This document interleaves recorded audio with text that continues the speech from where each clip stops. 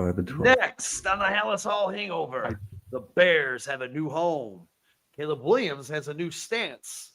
Did the Bears really try to acquire Travion Henderson? How bad did they want him? And no more veteran help inside an action-packed episode of the Halas Hall Hangover. Next.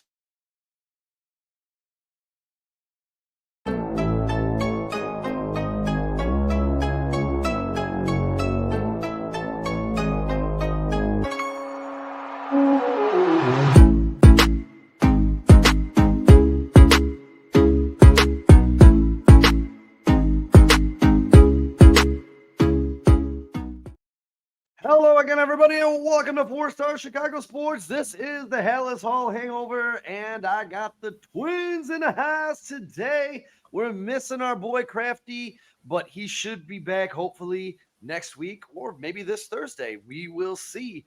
But how my boys up top doing? How we doing, Brandon? How we doing, Kyle? Doing good, Sean. How you doing on a Monday? Oh, we're doing a lot better. Ben Brown just didn't give up back-to-back home runs to the Utter Marlins. ass. Guy's ass. But The I will tell Brown- you this. This is Mo brown Baller as the just got his stain second- on underpants. Mo Baller just got a second professional hit. So there's a silver lining in the sky in Chicago. How you doing up there, Kyle? I hear you got a pinched nerve that's a pain in your neck. Ha, ha, ha. Very punny, Sean. Oh, it's killing me, man. It's killing me too. I had to do that just for Kyle. You know, lighten up the mood a little bit. So, boys, we got a lot to get to here the next couple of hours. Everybody in the chat that's going to be joining us throughout the show, we greatly appreciate you. We know it's a little bit early on this Monday, but we're going to get right into it. We got breaking news. Bruce, what's going on, buddy? I got the chat, Sean. We'll see you back on Wednesday. And let's get right into this. Where do you boys want to start? We got a lot to get into. We got a full plate, as they would say. We want to talk about Caleb. We want to start with the stadium. Where you guys want to round the field first? No, let's get the stadium out of the way. Let's get the stadium out of the way. That sounds fantastic. So, Breaking news, guys. It's what we all said it would be. breaking news. It definitely is. And as we said, the tax breaks didn't happen in Chicago. There's some new developments that happened. And this is what happened at the league meetings when Kevin Warren came out and said, Arlington Heights, I keep going back to it. It's an absolutely fantastic piece of land, Warren said at the league meetings. To be able to have 326 acres that close to a wonderful city is difficult to do. I don't know if it exists anywhere in the country. Just the other day, he said, over the past few months, we've made significant progress with the leaders in Arlington Heights and look forward to continuing to work with the state and local leaders on making a transformation economic development project for the region a reality. This was a statement he made past Friday. He followed that up. Brandon Johnson, the mayor of Chicago, had a statement. And after that statement, he came out and said, leadership from the team has indicated they intend to prioritize the development site located in the village of Arlington Heights. And the mayor, the brand new mayor, Joe Tiglia, I'm saying that wrong. I'm sorry, Joe. My main goal is to work with the Bears, work with the team, work with Kevin and George to make sure the entire project is something that everybody is really proud of. So, boys, after all of this malarkey that has happened and went on, you know, all the crap that went through Chicago, we're going to go over here. We're going to go over here. It looks like what we all said. He's taken the Tom Ricketts plan and he's going to build a Bears kingdom. Boys, it's finally looks like it's going to happen. Kevin Warren, which I did not put a snippet of, said he would like to get shovels in the ground this year. Boys, start me off. Either one of you, I don't care. You lead it off. What are your thoughts on finally looking like we have a resolution to a big story in Bears football? Yeah, I mean, I think it's as transparent as it can be. I mean, people keep reading into this like it's some sort of teeter-totter, like, oh, city, Arlington, South Side, Lakefront. Stop. I mean, it's the Bears purchased 350 acres of land for a reason. And I don't see the only fans that I could imagine are angry about this, Sean, because there's a split fan base on this subject, and I think the people who are it's convenient for to go to a game in the city are the only people that are throwing a stink about this. Because I mean, let's be honest, Soldier Field sucks. It's on 7 acres. That's the smallest lot owned by an NFL team, and it's one of the biggest markets, mind you. The stadium's awful to get into, to get out of. Parking's not good. I mean, there's nothing good about this ballpark. There really is not. And why in the hell would you choose to build this stadium once again on land you don't own versus land that you do? It Yep. doesn't make sense. And for anyone who says they have to relinquish the name Chicago if they move out of the city, shut up. Shut Wow. up. There's 11 NFL teams that don't play in the city that in which they're called or named after. So like let's go ahead and just sweep that away right now. Yeah. This is what the Bears need to do. Like you said yourself, the Packers did this, guys, and I'm sorry. We might all hate the Packers, but they did it right. They built a Packers city, and that's what the Bears have the ability to do here. And if you want to tailgate and you want to have a good time and walk your ass to a stadium without having any kind of trouble getting into a ballpark, this is the place to do it. This will make this operational. It'll make it accessible. It'll make it easier for people to get to. Obviously, they're gonna have to do a lot of work on the surrounding highways to make sure traffic works in this area. But the people who run the city of Arlington Heights are embracing them and welcoming them. Well, the people in the city of Chicago are telling them they need the taxpayers' dollars to do it.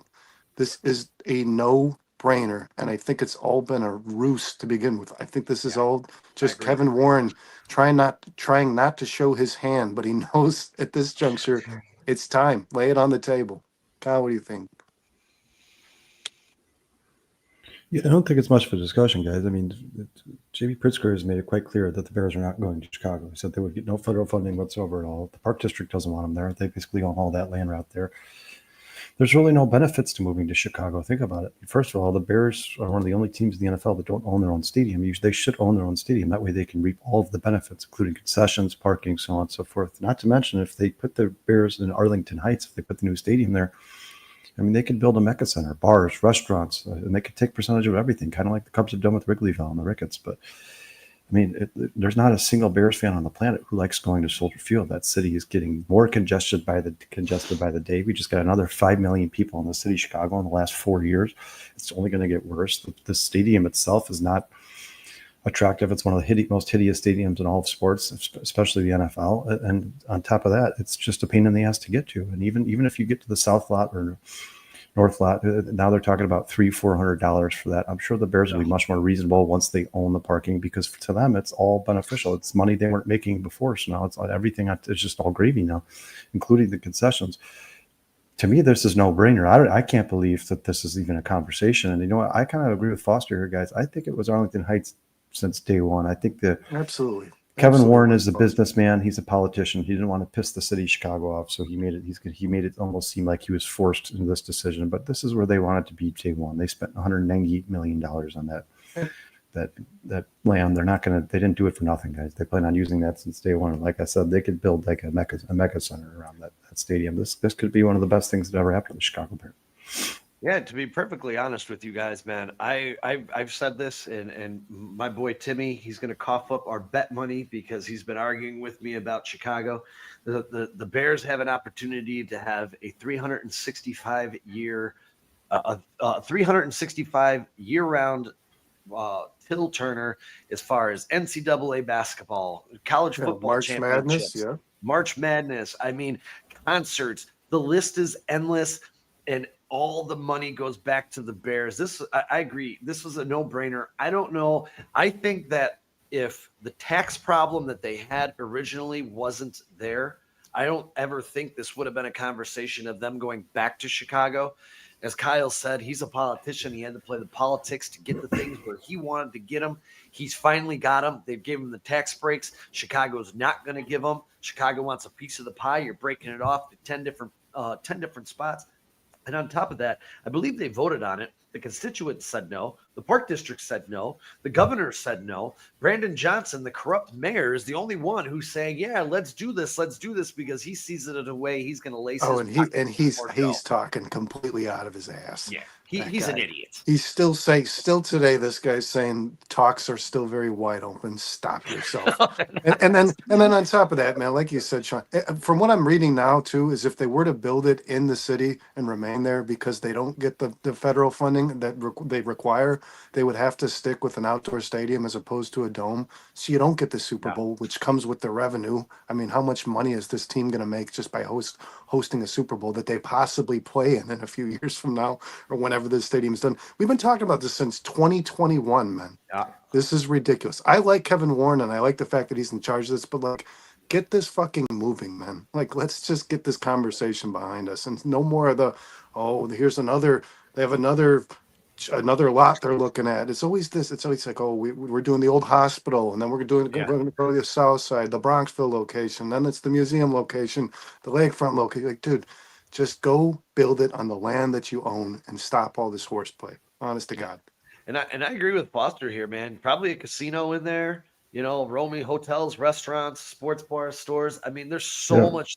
There's so much. Foster says actually is losing. Yeah, if you're talking about registered citizens, yes, Chicago's population has dropped, but Foster, the illegal immigrants, unfortunately, they count, and there's a lot of them.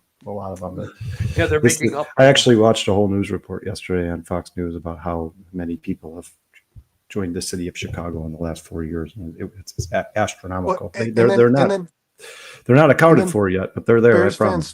Bears fans started like I said, there's a split fan base on this, and a lot of the people started to throw a stink about the taxes per ticket if they move to Arlington. I just Googled this today. Do you know how much it is per ticket in tax? How much additional money it is in tax per ticket per person? $3 if they move to Arlington. And you know why they put the $3 tax on? Because the $3 tax will pay for the renovations they did to Soldier Field 2 decades ago. So it's not even to contribute to the new stadium. So like that's probably coming no matter what. I would imagine at some juncture the Bears are going to be looking for that money because they're signed. Aren't they under contract with the lot they have, the 7-acre lot they have till 2033? Yeah, it's 2033. I mean, yeah, this is locked in. It's time to get the hell out of this. Stop being regulated. They can also buy that out. Yeah, absolutely. But yeah, I would get away from the regulations that the city of Chicago's got over you. They got you by the balls, man. I don't disagree with Rome, but Romy, I can tell you this. If you're watching on TV, they can pan those cameras out and make it look like you're sitting in the city of Chicago, and it'll still look beautiful as they zoom back to the stadium. And here's two things. That the only two things, well, I guess it doesn't really bother me, but there are talks of possibly the White Sox joining the Bears at this new facility. Those are talks. I just Googled it. They said that was Arlington that proposed that. Correct, in Arlington. Yeah. And then I like the idea of having the ability to keep it retractable, but I heard retractable is not even on the table. It's either a closed dome or an open stadium. I don't understand. If you're going in this deep with all this money, make it a freaking retractable dome, man. Because I'll tell you, we go to the home opener every single freaking year, and I don't want to sit in a closed dome. I love that beautiful, fresh Chicago air. Will be Arlington Heights air, but I love that. More so the sun. Day, just getting the sun when you're sitting the there. Sun. That's football, man. Like, come on, dude. And honestly, I think and this is just me, and I'm not saying bear weather, but the Bears have always played in the conditions from Wrigley Field to Soldier Field. They need to just leave the dome open 365 days a year. Have the dome retractable, be able to close so you can hold the Final Four, you can hold college championship games, concerts, that shit year round. But I think for the Bears, the stadium should be wide open all year round. That's just my opinion. What do you guys think about that? I'm okay with the dome. I'll be honest with you, Sean. I'm one of the people that doesn't love the idea of the elements. So I'm also one of the, I don't often hear Bears fans say this, but I truthfully believe the Bears don't have an advantage in cold weather. The players that play on the Chicago Bears roster are not all from the Midwest. Caleb Williams spent the last 6 years of his life in California. 4 years before he came from Oklahoma. I mean, Caleb Williams to me looks very uncomfortable. Washington. When the weather went bad, Caleb Williams did not look comfortable to me. But it's not like the Bears players are any more immune to the cold than any other player on any other football team. As a matter of fact, I think when you go to those places like Tampa Bay, these guys are dying. I think the heat affects them more than the cold does, to be honest with you. Oh, But I 100%. don't think that there's any sort of home field advantage there. They say that the Bears play their best weather and or best football in cold weather. They run the ball more, and any team with an intelligent coach is going to do the same thing. So I want to see this team play in a dome. I do. I think Caleb Williams and the way the direction this team's going, this Ben Johnson offense, this is going to be the greatest show on turf if all things go right. I would like to see these guys under the spotlights for sure. I mean, Yeah. it's not going to be retractable roof, guys. They already talked about it. It's too expensive. The Bears are going to do this in the cheapest, most efficient way they possibly can. There's no option for retractable roof on the stadium. It's going to be a dome. They want the Super Bowl. They want the college championship. They want all that stuff. So, I mean, if you're asking my personal opinion, I think it'd be cool to have an open dome. And I do believe if a team practices in California every day and they come over to Chicago in December, you should open it up and see how they deal with the weather. But yeah, I mean, that's really not worth talking about because they've already Here, said and- that it's going to be a closed dome no matter what. And Kyle and Brandon, I'll just say this. And Foster covers, he's in there. What's going on, Ron? Thanks for joining us, brother. Really appreciate you. Foster will probably remember this. I don't think one of the most magical moments for me in Chicago Bears football history was late in the 85 NFC Championship game. Richard Dent rips the ball out. Wilbur Marshall picks it up, and as those two things are happening, the snow starts falling from the sky on Soldier Field. It was a freaking magical moment. And again, before I started, I said I don't really care about Bears weather. I don't believe in that bullshit. But what I'm saying is, you take away magical moments like that, and if you haven't seen it, that particular moment will always be etched in my brain. Like that was But I just mean, the Sean, Bears and taking that ball with the snow. Come on, man! Like you're gonna I'd take love those to take memories that away. magical moment in from my couch though, as opposed to sitting underneath the falling snow in the stadium. To be honest with you. I don't know, man. I don't know. You remember that Foster's at all? I know he's saying snow here, but I mean that's what's going on. Phil just jumped in. That's What's up, Phil? I don't want to dive too deep in the stadium because I know that we all thought that this was what it should have been, always should be. You want to Or make your own money, you want to print your own money, and that's exactly what the Chicago Bears would be doing if they shifted focus and stayed their focus and built the stadium in Arlington Heights, Illinois. yeah, and I actually, Foster, he asked how much would tickets be. They haven't really. I've read as much as I possibly could about this. I tried to find answers to this question. I read one report that says they felt that the likelihood of tickets prices coming down would be more likely than not. And then another one said your average ticket would be I think it was like $300 to $800, and I think they're talking about shit seats. So I don't know. I don't know what the change would be in being in the lakefront and being out here in Arlington. Wow. No, I mean, people keep saying, I've heard people say that there's no such thing as a competitive advantage when it comes to weather, but I mean, you can look at the numbers and they say otherwise, guys. I mean, I think when these guys practice and live in these cities long enough, they get used to cold weather, and people who don't live in California and such like that, or teams who play in domes, do not get used to cold weather. For instance, go look at Jared Goff's splits. Go look at Jared Goff's splits through his career on the road and at home. When he's in a dome and when he's not, they're astronomical. I think He it would lives be in nice. Detroit.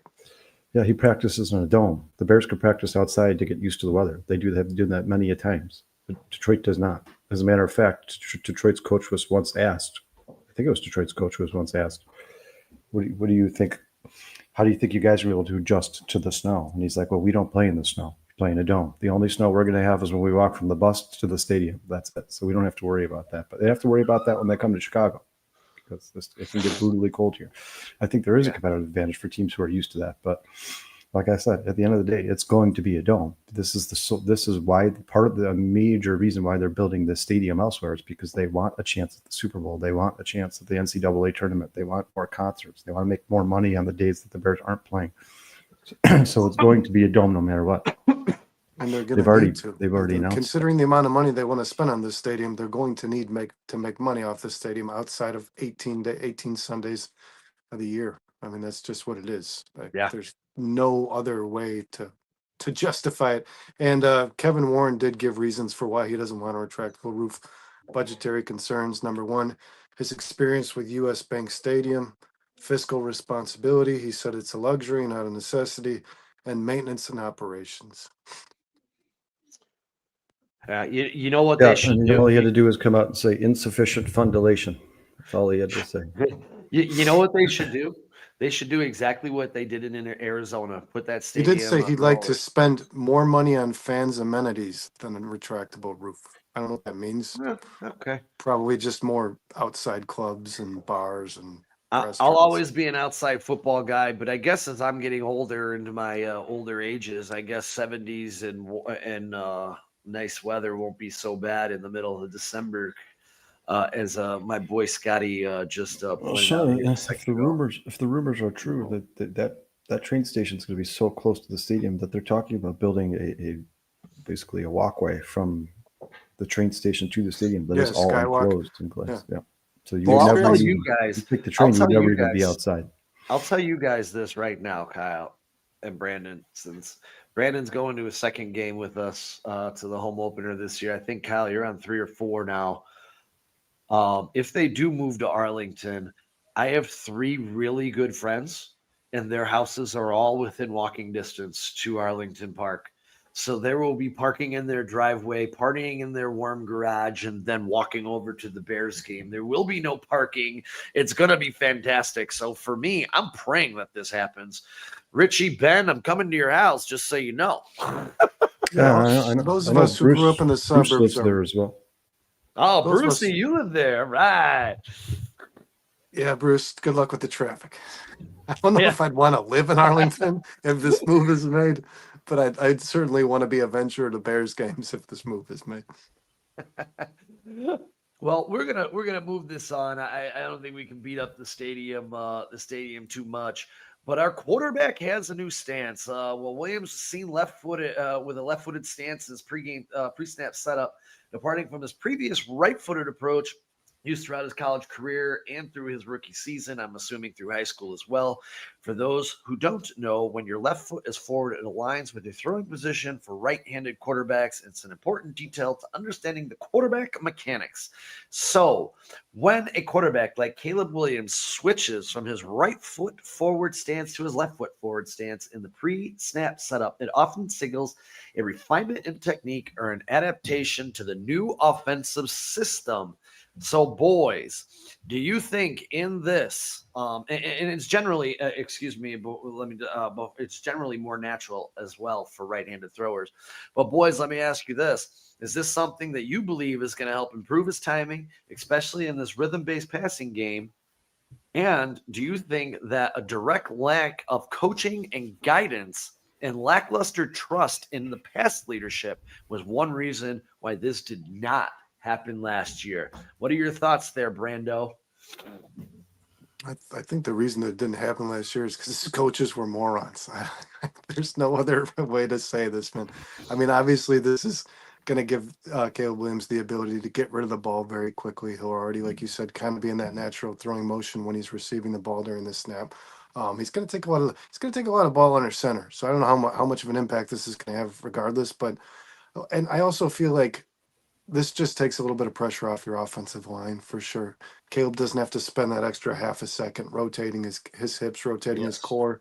And, 2.5 seconds is a long time in the NFL, guys, especially for an offensive line.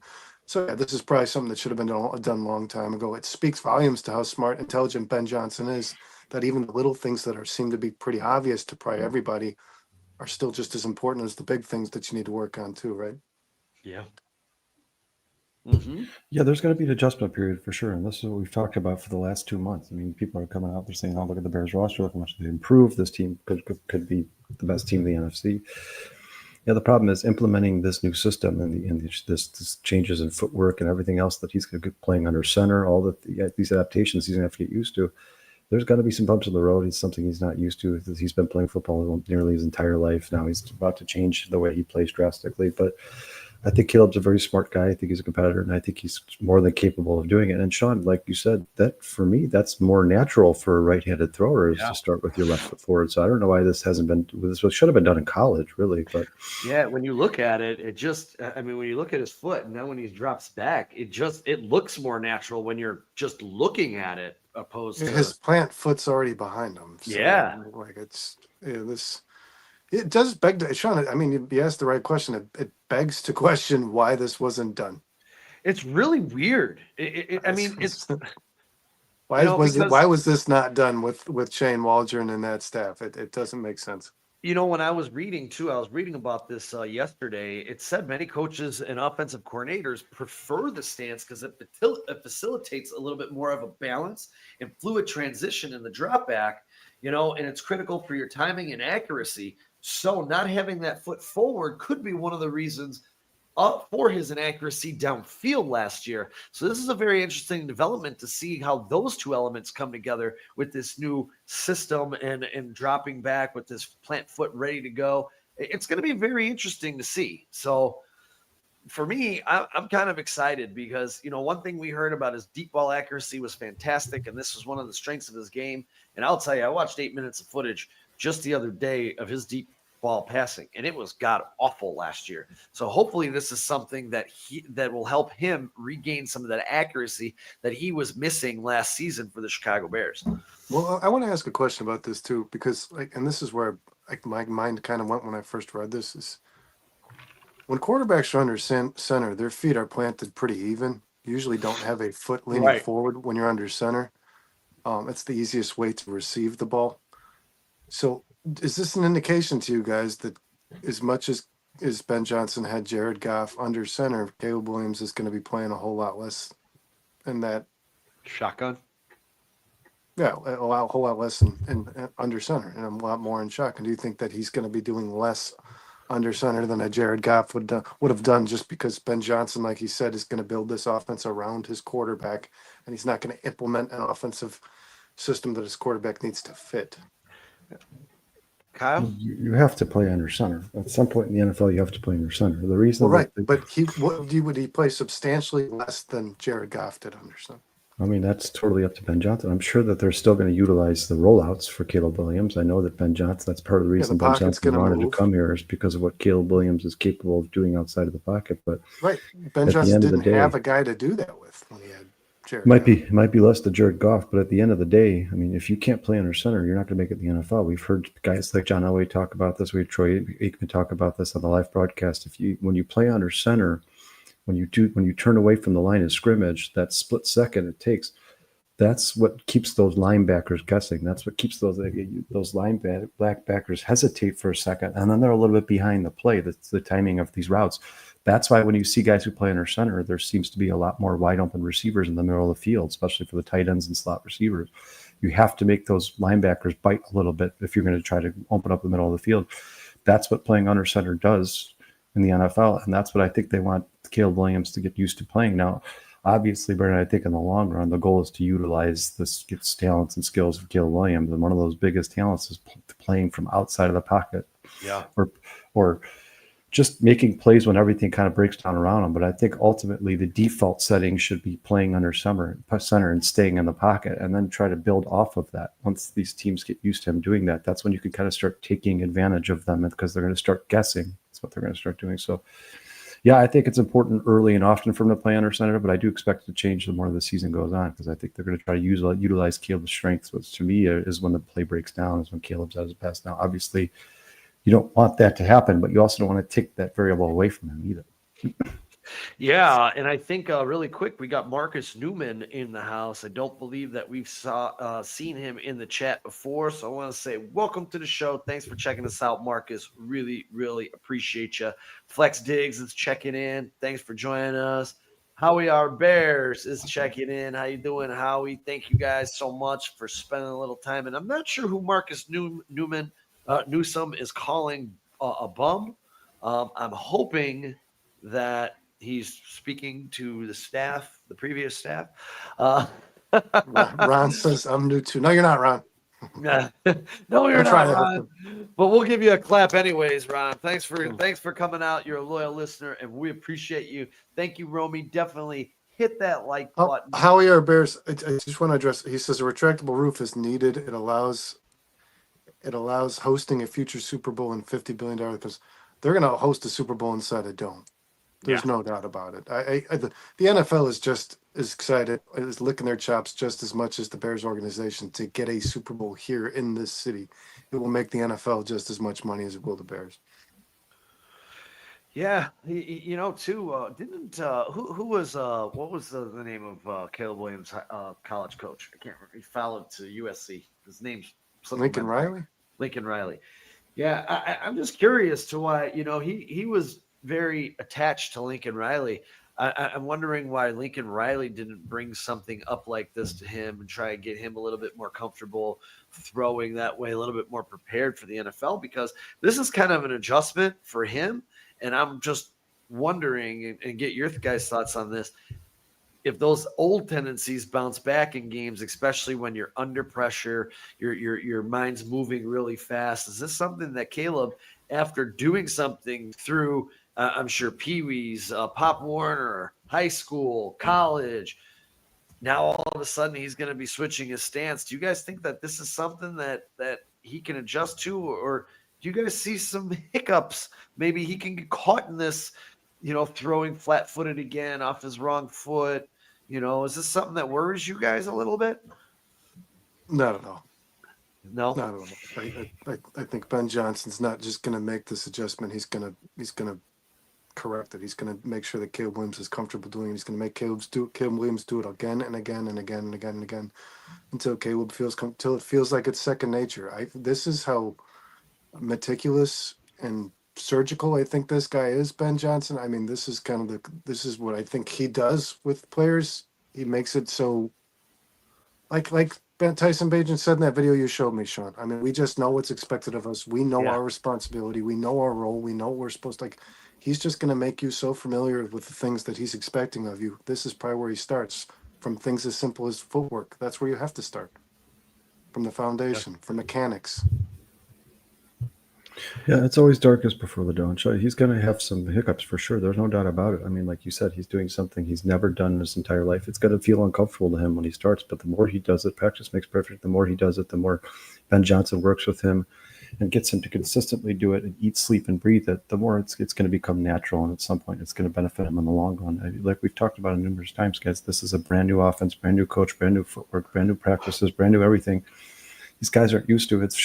There's definitely going to be a learning curve for sure. But I expect by the end of the season, 2025, that the Bears are going to be exactly who we think they are and exactly who Ben Johnson was brought here to make them. And there's going to be some growing pains, and there's going to be times where it's tough to watch, and we're going to be screaming in our TVs. But at the end of the day, it's all beneficial in the long run. You got to think about the future. This team's probably not going to win a Super Bowl this year. So get all the footwork and the foundational stuff done now, and then later on down the road, then you can start focusing on opening up the playbook and adding the players, your prime running back, your defensive end, all that stuff. Just take care of the basics this year. That's what the Chicago Bears should be focused on.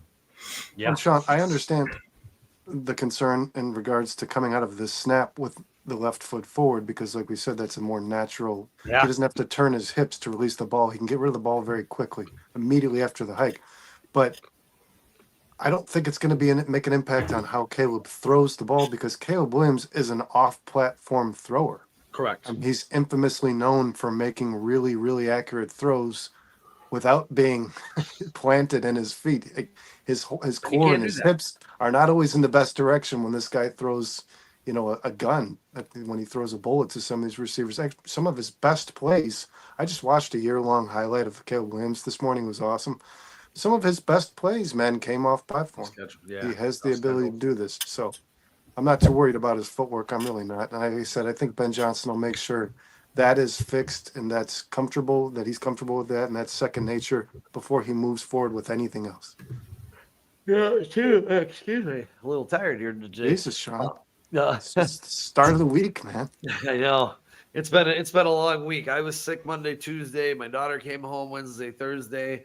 And now my wife has been sick Friday, Saturday, Sunday, and she's still reeling today. So whatever I had last week, I was nice enough to share with my family. What a guy. Pretty swell fella, huh? Our Bears says initial snap on wide receiver screens will help. Yeah, absolutely. And not just the screens, but the slant routes. Like Kyle said, those throws to the middle of the field. Those throws that Amon-Ra St. Brown was infamous for catching, man. I mean, this is you are going to see some similarities between this Bears offense and the Lions offense, obviously, and getting the ball out of Jared Goff's hands quickly was really what they built that offense on. Yeah. And you know what, Brandon? I put this up for you guys since we were just talking about it. Jared Goff, as their quarterback last year, operated out of the shotgun formation 51% of their snaps, the lowest percentage in the NFL. Goff took 49% of his snaps under center. And So that's what I'm saying. You got to that's a think little that bit of an interesting stat. that's going to change if you're coaching Jared Goff and then the next year you're coaching Caleb Williams. There's no way that figure stays the same. So What's going on, Notorious? what's up, Notorious? The other thing that this really takes away Roman. is, all the diva talk and Caleb Williams is this, Caleb Williams is that. This just to me shows Caleb Williams' willingness to adapt and lead this football team. Hey, I have to make changes. This just shows, hey, I'm the leader of this team. I can adapt. His willingness. It shows a lot about him as well, because this is the guy who came in highly touted, as we all know, number one pick. Generational talent, going to be the greatest quarterback ever. Here's a flaw in your game, and this guy has no problem sitting back with his new head coach that he seems to be entrusting with his future. Oh, he loves Ben Johnson. And having this you can adaptability. already see that. So He loves Ben Johnson. what do you think? What do you think though? Like, I know, Brandon, your first choice was Mike Vrabel when Vrabel was available.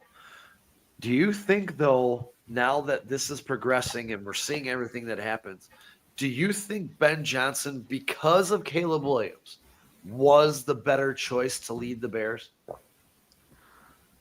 I mean, I don't know, Sean. That's yet to be seen. We have to watch this play out on the football field. And my biggest concern of Ben Johnson is still hovering above me. I mean, I haven't completely neglected the idea that he might fail as a leader. We still haven't seen him do it. I mean, there's a possibility, guys, that when you hire a new head coach, the head coach part of it is what's too much for them. That's what it was for Matt Eberflus, who we all know is a phenomenal play caller on defense. He's a good defensive coordinator. Sometimes it's the responsibility and the burden of being the leader of everybody, the coaches and the players, that is just too much for a guy to cope with. Now, from what I've seen so far, Ben Johnson seems like he's that dude. He seems like he steps into a room, people get quiet, respect is there. Even Kyle said a couple weeks ago on this very show, the coaches love this guy. They seem to, like, when he snaps and when Kyle said he flips a switch and he's all business and the coaches know it's time to shut up and listen. That to me says this guy commands respect. He demands respect. He obviously told the players this isn't going to be easy for you. If you want to play on this football team, you got to earn it. That sounds like a leader to me. But the question still stands. We still haven't watched Ben do it.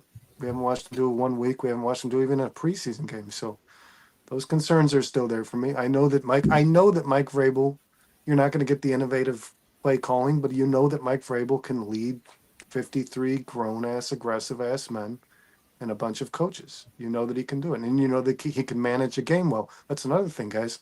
A lot of the Lions team there was a lot of decisions made by the Lions that concerned me during their late playoff runs. I mean, they were really aggressive on fourth down, which I thought lost them a football game a few years ago. They did a flea flicker where Jamison Williams threw a pass against Washington last year. That's a Ben Johnson call.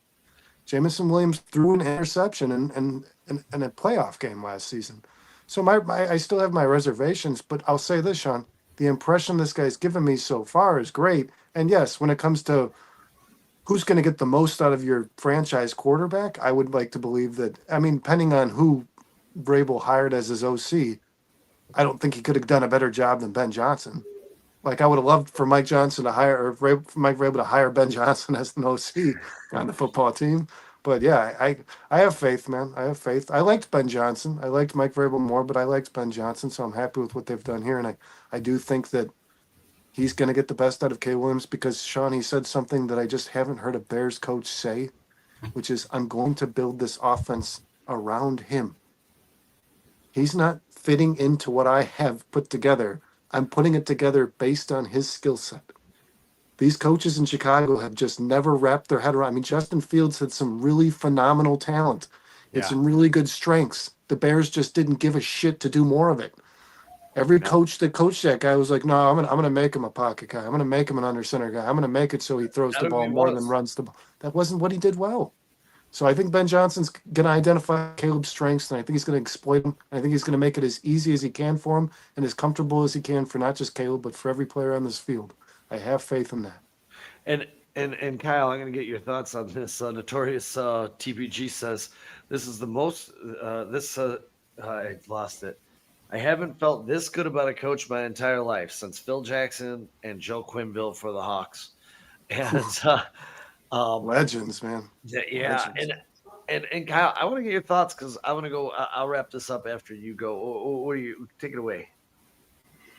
Yeah, I mean, like Vernon said, you can't possibly know what kind of coach Ben Johnson is until we start playing actual football. But I mean, he feels like the closest thing to a can't miss prospect as you could possibly get. He's kind of like almost a top 10 pick in the NFL draft. Like they could still be a bust, but top 10 picks by all accounts should be pretty good players in the NFL. Kyle. Well said. He was the best free agent coach available this offseason. And it's the first time in my life I've seen the Bears land that guy, the guy that everybody else wanted.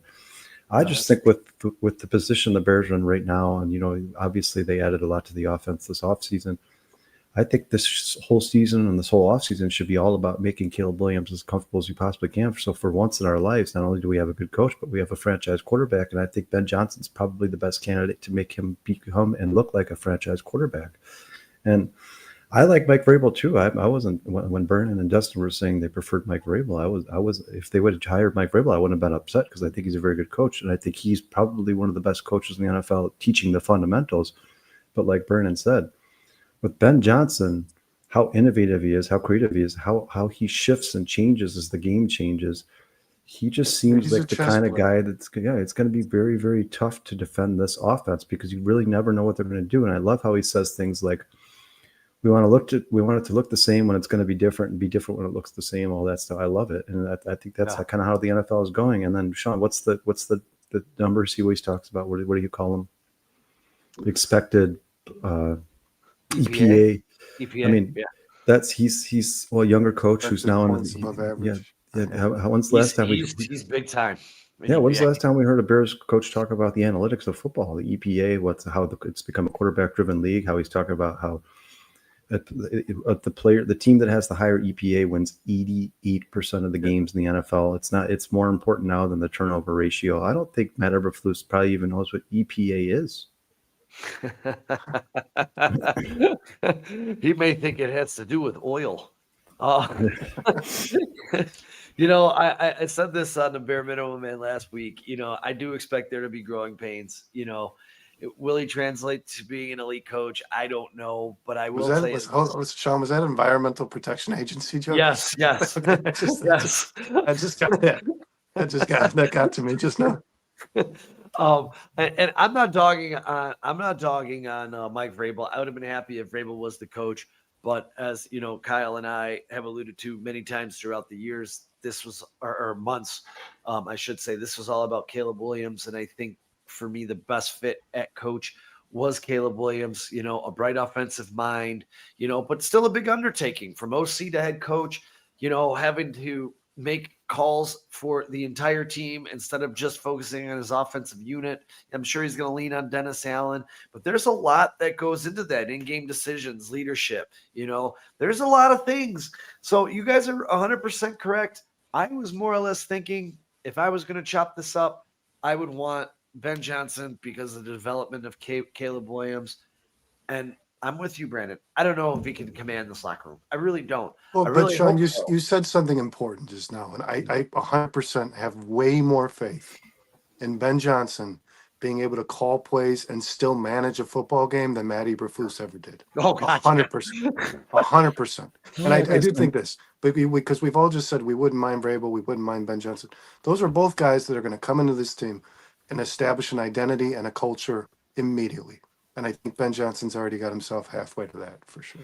Well, he's also a young coach, guys. It's the same thing we talked about when we talked about Ryan Poles being hired by the Bears. The Bears hired a young GM who had never been a GM before. You have to expect mistakes. I'd say the same thing for Ben Johnson. There's going to be mistakes made, especially, like you said, Sean. Now this guy has to worry about personnel changes. He has to worry about timeouts. He has to worry about challenges. He has to worry about terminology, all this stuff. At the end of the day, what he really wants to focus on is creating a marriage between him and Caleb Williams. And it's just, there's going to be a lot on Ben Johnson's plate. But like you guys said, we've talked about this for the last couple of months. He did a really good job in surrounding himself with coaches who know the NFL have been here for a long time, and he'll be able to lean on them and they can help him out. But at the end of the day, I think Ben Johnson, once he does get comfortable and once he gets some experience and the coaching starts to slow down for him a little bit, I think he has the potential to be one of the best, most innovative, creative coaches in the NFL. And how could you not want that? How could you not want that? The NFL is ever changing. Every single year they talk about 2 or 3 new rules, and then they take them out. Remember, we were challenging PIs, then we're not challenging PIs. Yeah. You have to adjust on a week-to-week basis. You have to adjust on a quarter-to-quarter basis, a play-to-play basis, and the Bears coaches have not done that in the past. I think Ben Johnson's a guy who's more than willing and capable to do that sort of thing. Well, Notorious here says Vegas has us beating the Vikings week 1, guys. I didn't see that. I didn't know the odds. I think the Vikings were 1-point favorite, weren't The they? Vikings were 1-point favorites when the games were announced. I don't know if that's I haven't flipped looked at it in a last while. week, but Notorious also mentioned that Ben Johnson brought in the staff that Ben Johnson brought with him, guys. And it is Yeah. pretty remarkable. I mean, some of the names on this staff, I don't know that Mike Vrabel would have brought that clout. It is pretty clear that a lot of these coaches that became available during this offseason wanted to be a part of what Ben Johnson's going to do here. And I still think that Caleb Williams enticed a lot of this. and, I mean, and I do, listen to some of the players that joined this team that talked about, I think it was Jonah Jackson that said, this kid's a championship waiting to happen. I mean, it's Well, remember, coming. guys, the roster is not complete. If Ben Johnson, if you talk to Ben Johnson in privacy in a meeting room, and you said, "How do you feel about this roster?" I bet you, in all honesty, he would tell you, "Hey, it's not complete. We still need that championship caliber running back, a guy like Jahmyr Gibbs or Saquon Barkley, the guys that you've seen winning Super Bowls lately. We still need that premier defensive end who can get us double-digit sacks by himself. They still probably need another guy in the secondary. They definitely need to upgrade at linebacker. They probably need 2 more offensive linemen, but this is all part of the process. That's the fun thing about football, right? It's not like the Yankees and Dodgers who can go buy a championship. The NFL is a very strict salary cap, and it's a process. It takes a long time to go from 3 years ago when the Bears were one of the worst rosters in the history of football, just a god-awful, abysmal team with no talent on the roster whatsoever anywhere, to becoming a championship caliber team. That's a 4 or 5 year process, and I think the Bears are doing it the right way. They're slowly littering this roster with talent, and they brought a guy here that they think can lead these guys to a Super Bowl in the next couple of years. I love everything. This is my favorite Bears offseason in a very, very, very long time. Very long time. it's I mean, I was pretty damn thrilled to draft Caleb Williams, but I see where you're coming from. Yeah, I was too, man. I just didn't like the idea of him playing behind one of the worst offensive lines in football.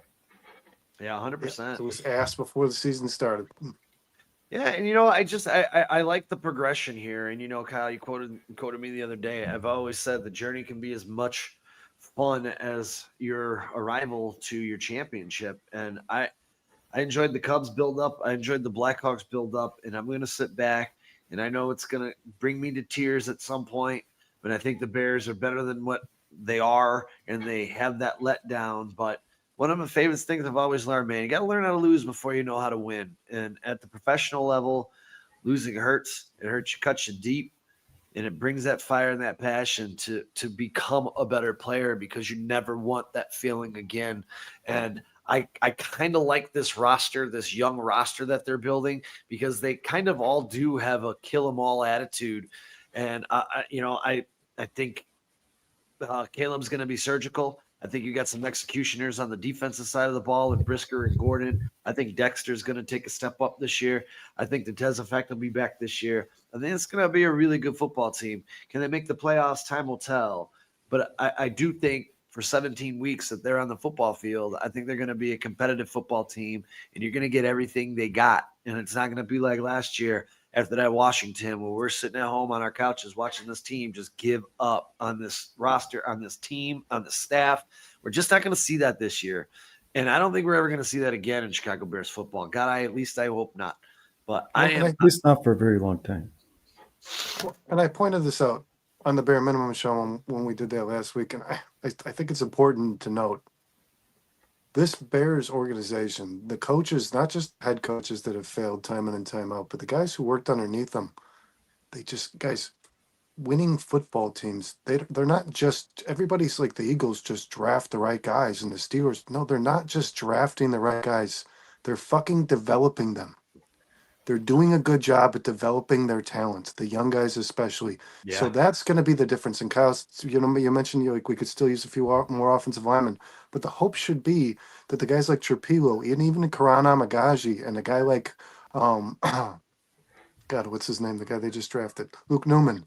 Luke You're Newman. hoping that the staff can develop these guys into starting caliber players, that these guys can be ready to play and fill in that role if they're called upon when an injury occurs. You want Zay Frazier to be a starting corner, even if he's not playing as much as Tyreek and Jalen Johnson. You want to see that the coaches that Ben Johnson has hired are developmental guys just as well as they are coaches when the game's in play. I want to see these young guys be potential starters when their number's called. And the Bears have just What's up, never done Kelvin? this. They've never done anything like this. We're just not used to it, and we completely write it off. But what if Karan Amagaji, what if Braxton Jones is not who we want him to be? He gets, let's say, even say he gets injured again. I mean, that ankle got destroyed. And let's say Trapilo's not ready because he's a rookie, he's young. Let's say that they get whoever, Dan Roshar, these guys develop Karan Amagaji into a serviceable left tackle. I mean, he had his struggles last year, Yeah, I but he's agree a with you, big Bert. I dude. mean, Let's say that these guys can get the most out of the young guys. Guys, we're going to talk about it a little bit about the defensive end position, but there's some young players on this team that you really kind of need to develop into better players to succeed this year. yeah, I mean, I agree with you, Brandon. I think their draft was good. I think their offseason was good, especially the free agent acquisitions or the trades they made for the offensive line. But there's definitely some roster deficiencies. Not many championship caliber teams are wondering who their left tackle is going to be. And we all know that the linebacker play could be better. We know DeAndre Swift is never going to be Jahmyr Gibbs or Saquon Barkley. I just think they're missing a few cute pieces here and there. But like I said, guys, like you said, Sean, the journey can be just as fun as the destination. This is part of the journey. This is now Ben Johnson has a chance to evaluate this roster over a span of an entire season, watch them for 17 games and see where he feels like they're missing those pieces. And then in the next offseason, they can go get those pieces. I think the Bears are primed to be a very good team in 2026 and competing for a championship by 2027, if not earlier. Yeah, I was gonna say for the Bears as they continue to grow here, I think they're I think there's a lot of growth, and I think there's a lot of young inexperienced players in this coaching staff. If you guys have been touching on, I trust them more. I trust this talent to be molded correctly, something that has not happened in Chicago for so long. Both line coaches I trust, our defensive backs coach I trust Dennis Allen. Like, I'm sitting here and I'm kind of agreeing with Kyle. This is one of the best off seasons I can remember in quite some time, just from the coaching staff hires. Forget about the players. They brought competent coaches that understand football, understand how to develop talent. And just from that alone makes me feel so happy. We if I may use the Cubs for a second. Now, Sean, it's a perfect. You took the word a perfect Yeah. comparison. Perfect, Yeah, absolutely perfect comparison. this is what they did when they retained counsel. They kept Justin Kelly. They kept Tommy Hotovy because these guys know how to develop players. Which we've never had here. Yes, Not this in is 2 excellent. decades. Sean, and just like we're talking about decades. how Ben Johnson's probably going to have some struggles. What did you say all year last year when it came to the Cubs, guys? It's going to take a while Yeah. for Craig Counsell to get his fingerprints on this roster. He needs to get here, evaluate the talent, see what he's missing, see what he needs. Obviously, he went in the offseason and told the Ricketts, hey, a guy like Kyle Tucker would look really, really good on the Chicago Cubs and would probably make our lineup a lot more dangerous. Then we can actually compete for the NFC or NC NL Central. That's the same thing for the Bears. He's going to evaluate this roster for this entire season, and then they're going to go in the offseason. He's going to go into the office with Ryan Poles. He's going to sit down and say, hey, Ryan, if you want to compete for the NFC North next year and not play second fiddle to Detroit or Green Bay or Minnesota, this is what I need to improve this roster to bring them to a championship caliber status. That's part of the process. Guys like Karan Amagaji and Austin Booker and Roshan Johnson and Tyler Scott, players that have already existed on this roster that haven't looked their best when given the opportunity, could be talent waiting to happen. They just haven't had the coaches to get them there. And that makes the world, guys, that Philadelphia Eagles team develops their players properly. They don't just hit on all the draft picks they select. They're developing their players to be ready to start when their number is called. And the Bears just haven't done that. I mean, we saw healthy scratches from third-round picks. I mean, I'm not even kidding you. You're watching some of Ryan Poles, who's been a GM for 3 years. You're watching some of his picks not even dress. Like, that is not how you develop a young talent, by Yeah. telling him, hey, if something happens, you're not even going to play. Don't worry about it. You sit over there with your sweatshirt on. Leave your helmet in the locker room, dude. You'll be fine. Like, that's just not how it works. Real quick, I just And want to get to here- this comment. Dante says, Kyle, you can't have it all. You have to win now while you're developing replacements for your cap casualties. No, I agree. Dante, if you've listened to this podcast, you know that I'm the one who always says, you guys, you can't have an all-star at every single position in any sport. You can't, with the way the salary cap, with the way the salary cap's laid out, it's just impossible to have studs all over the field. But at the same time, you can't expect Ben Johnson to come to this team to implement his scheme, his system. He only gets to add 7 players to this roster, and all of a sudden we're expected to win a championship. Those just aren't realistic expectations. Think with your brain, not your heart. This is going to take more than 1 year, 1 season to win a championship. The Bears are not winning a Super Bowl in 2025. And, you can't be perfect. You can't have it all, but you can get as close to that as you possibly can. If you go look at that Eagles roster who won a Super Bowl last year and has been in the Super Bowl twice in the last 3 years, I'd be hard pressed for you to tell me one position in which they are really, really weak. The Bears have positions right now in which they are not. That, first of all, even the tight end position, like I love Cole Kmet and Colston Loveland. I think Colston Loveland's going to be a good player, but you guys, that takes time. Colston Loveland's not going to catch 200 yards and 2 touchdowns in his first game in the NFL. It's not going to happen. As a matter of fact, he's probably not even get the opportunity to do so because he doesn't know all the terminology. He doesn't know the playbook. He doesn't know the cadences. This is going to take time. This is a process. This is a multi-billion-dollar organization with 53 members on the team and another 30 guys in the coaching staff. This is going to take time. You got to build that continuity. You have to build that continuity. And look at how long the Eagles went to the Super Bowl the first time. They were just short. They just didn't have it. They were missing something. They got a couple more years of continuity. They went and got a guy like Saquon Barkley, and boom, they won the Super Bowl. The Bears have to have that first year, that year. And I'm not saying the Bears can't make the playoffs. I'm not even saying they can't make a deep playoff push like Washington last year. They just don't. If you match their roster up compared to the teams like the Chiefs, the Eagles, the Bills, right now, the Bears do not have as good of a team as those guys do. And right now, the Bears aren't. I don't think they're capable of beating the Eagles in an NFC Championship game, but I think they're capable of playing out this year, seeing where their holes are, seeing what they're missing, and going to the offseason and addressing those issues and building a roster that could compete with the Philadelphia Eagles. I think they're more than capable of doing that. And I think all the moves they've made in the last season and a half, I mean, basically starting from that trade with Carolina, have helped them tons. People want to talk about Ryan Poles like he's the worst GM in the NFL. All they talk about is the draft. Nobody ever talks about the trade with Carolina. Nobody talks about drafting. Just said he's happy with them. Yeah, people talk about, you got to talk about drafting Caleb Williams and Rome Odunze, getting DJ Moore here. You got to talk about luring Ben Johnson to the Chicago Bears. You have to talk about the fact that you guys, we just heard this article come out about Caleb Williams. You can't tell me that there's not one GM in the NFL who would have been like, you know what, Caleb, if you don't want to play here, then you're not going to play here. We'll go get Jaden Daniels instead. But you know what Ryan Poles did? Yeah. Too bad. You're coming to Chicago. Whether you like it or not, you're coming to Chicago. And then when Caleb Williams got a chance to tour the facilities and meet Ryan Poles in person, Chicago started to grow on him. But Ryan Poles was part of that process. He was part of that process. He's part of the reason Caleb Williams is here. A big part of the reason Caleb Williams is here. He's made this a destination people want to be. And I couldn't agree with you more. All of the few former GMs of this football team would have said, get the fuck out of Dodge to Caleb Williams if that was what was being said and reported, because Ryan Poles was aware of the things Caleb Williams was saying. Every other GM before Ryan Poles would have said, we'll just go with the next guy. Don't worry about it.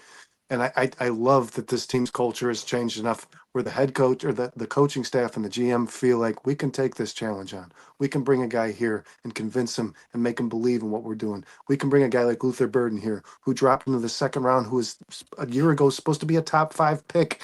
He fell into the second round, but we still believe he's a top 5 talent in this draft.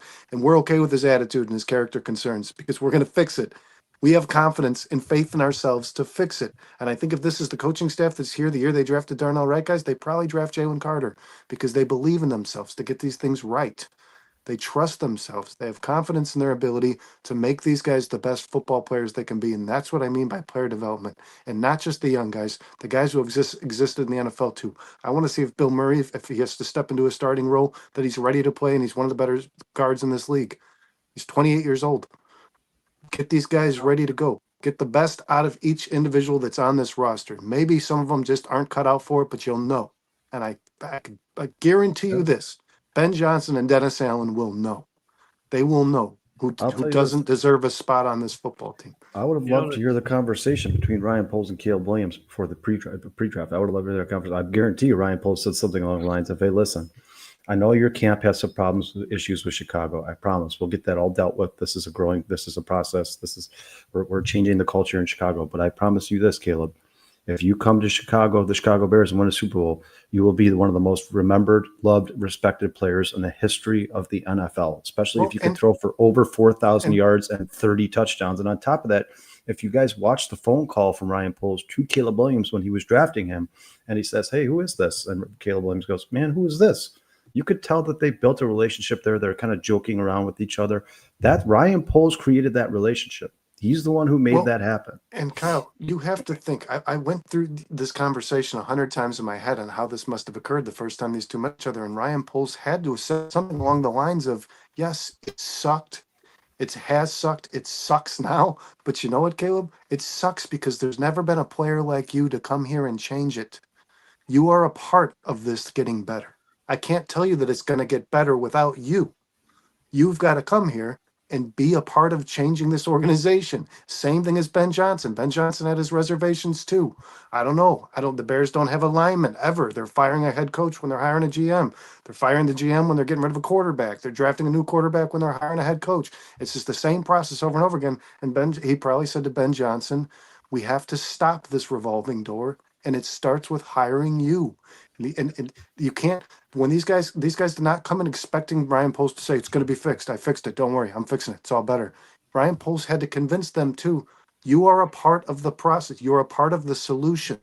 So Caleb, if you're as good as you think you are, and you know Caleb thinks he is, you should be able to help me get this thing back on the track, right? I mean, that's how you convince a guy who knows what he's good at what he does. Like, dude, help. Yeah, you want me to help you to make this a winning football team? Help me. Come here and help me. I need a guy like fucking you to make this the team that it should have been for the last 100 years, man. We've never had a quarterback throw 4,000 yards, Caleb. Do you think you can do that in the NFL? Because we could really use one of those. I mean, that's how I would have pitched this.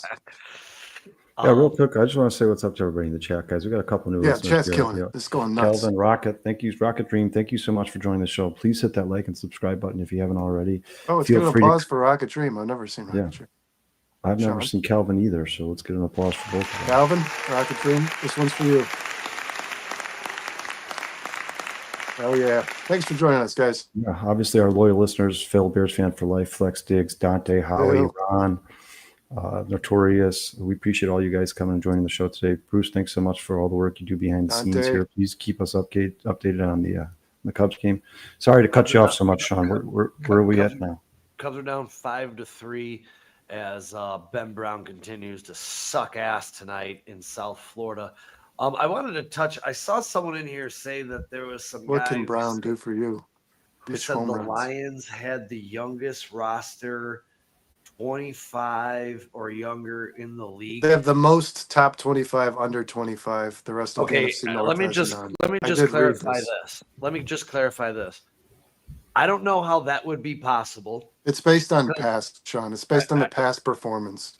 Well, last year in the playoffs, they were the third oldest team at 27 years. The Packers were the youngest team at 25 years. They had Jahmyr Gibbs and Deion Branch and Aiden Hutchinson. They still do have those guys, man. They do. But the Bears have guys who are going to be top. Caleb Williams and Rome Odunze are going to be top 25 players. Not really that close to a young squad.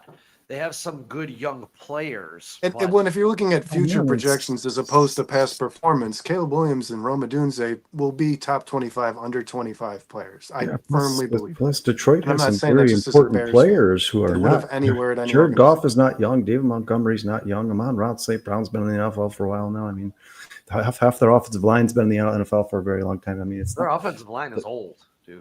I mean, they're not.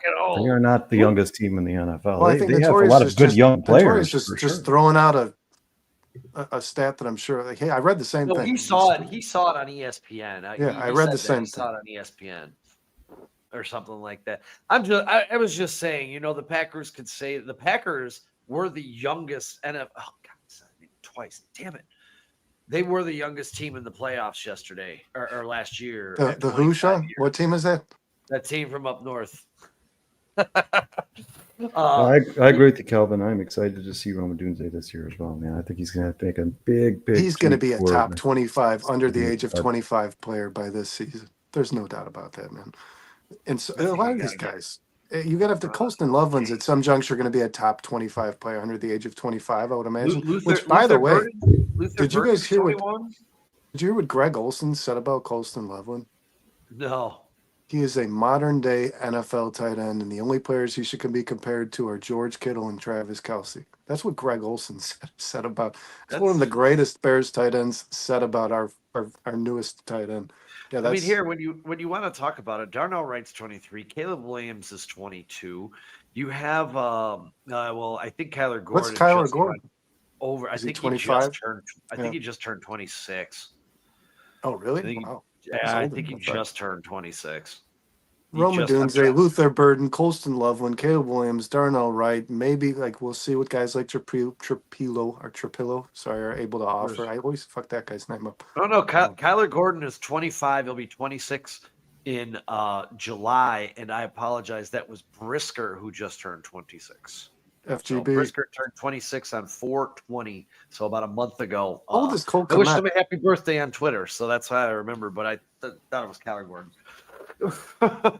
The Bears have a lot of young talent they just haven't gotten there yet, and the they're core, young. I mean, you just need the core to be young. You're going to have some older players. You're going to have some veterans on your team. Almost right, and they haven't every had the single year. opportunity to be a top The 25 player The yet. guys who are important that are paid to be here for a generation, those are the guys you want to be. When you pay them, you want them to be young. The Caleb Williams, the Roma Dunzes. We already paid DJ Moore. He was 25 years old when he got paid here. Jalen Johnson was 26 when he got paid here. You have Colston Loveland. You have Luther Burden. Roma. I mean, Cole that's all Kmet across. got paid. Yeah, all across the board. This team is getting younger. The Bears are just plugging in the holes with veterans, guys like Kevin Byard. They've done this since Ryan Poles got Grady here. Jarrett. Martellus Bennett. I mean, they've done that since Ryan Poles got here. He's the smaller contracts are seasoned vets. The long-term contracts are young, talented core players. Well, I'll tell you this: if Kellen Moore and Mike McDonald get fired, the Bears will have the youngest head coach in the NFL. Does that count? I think they have the youngest offensive coordinator in NFL history. That is probably Guy's very like true. 28 years old, which kind of pisses me off a little bit, Ryan. As I turn 37 here, this guy's an NFL OC. But as we're moving right Makes along, you question life. Yes. there's Sorry, two things that I want to get after here, because there was a report today that the Chicago Bears are still heavily involved in wanting to add a veteran running back to this roster. This was reported earlier today. I forgot to send it to you guys. I do apologize for that.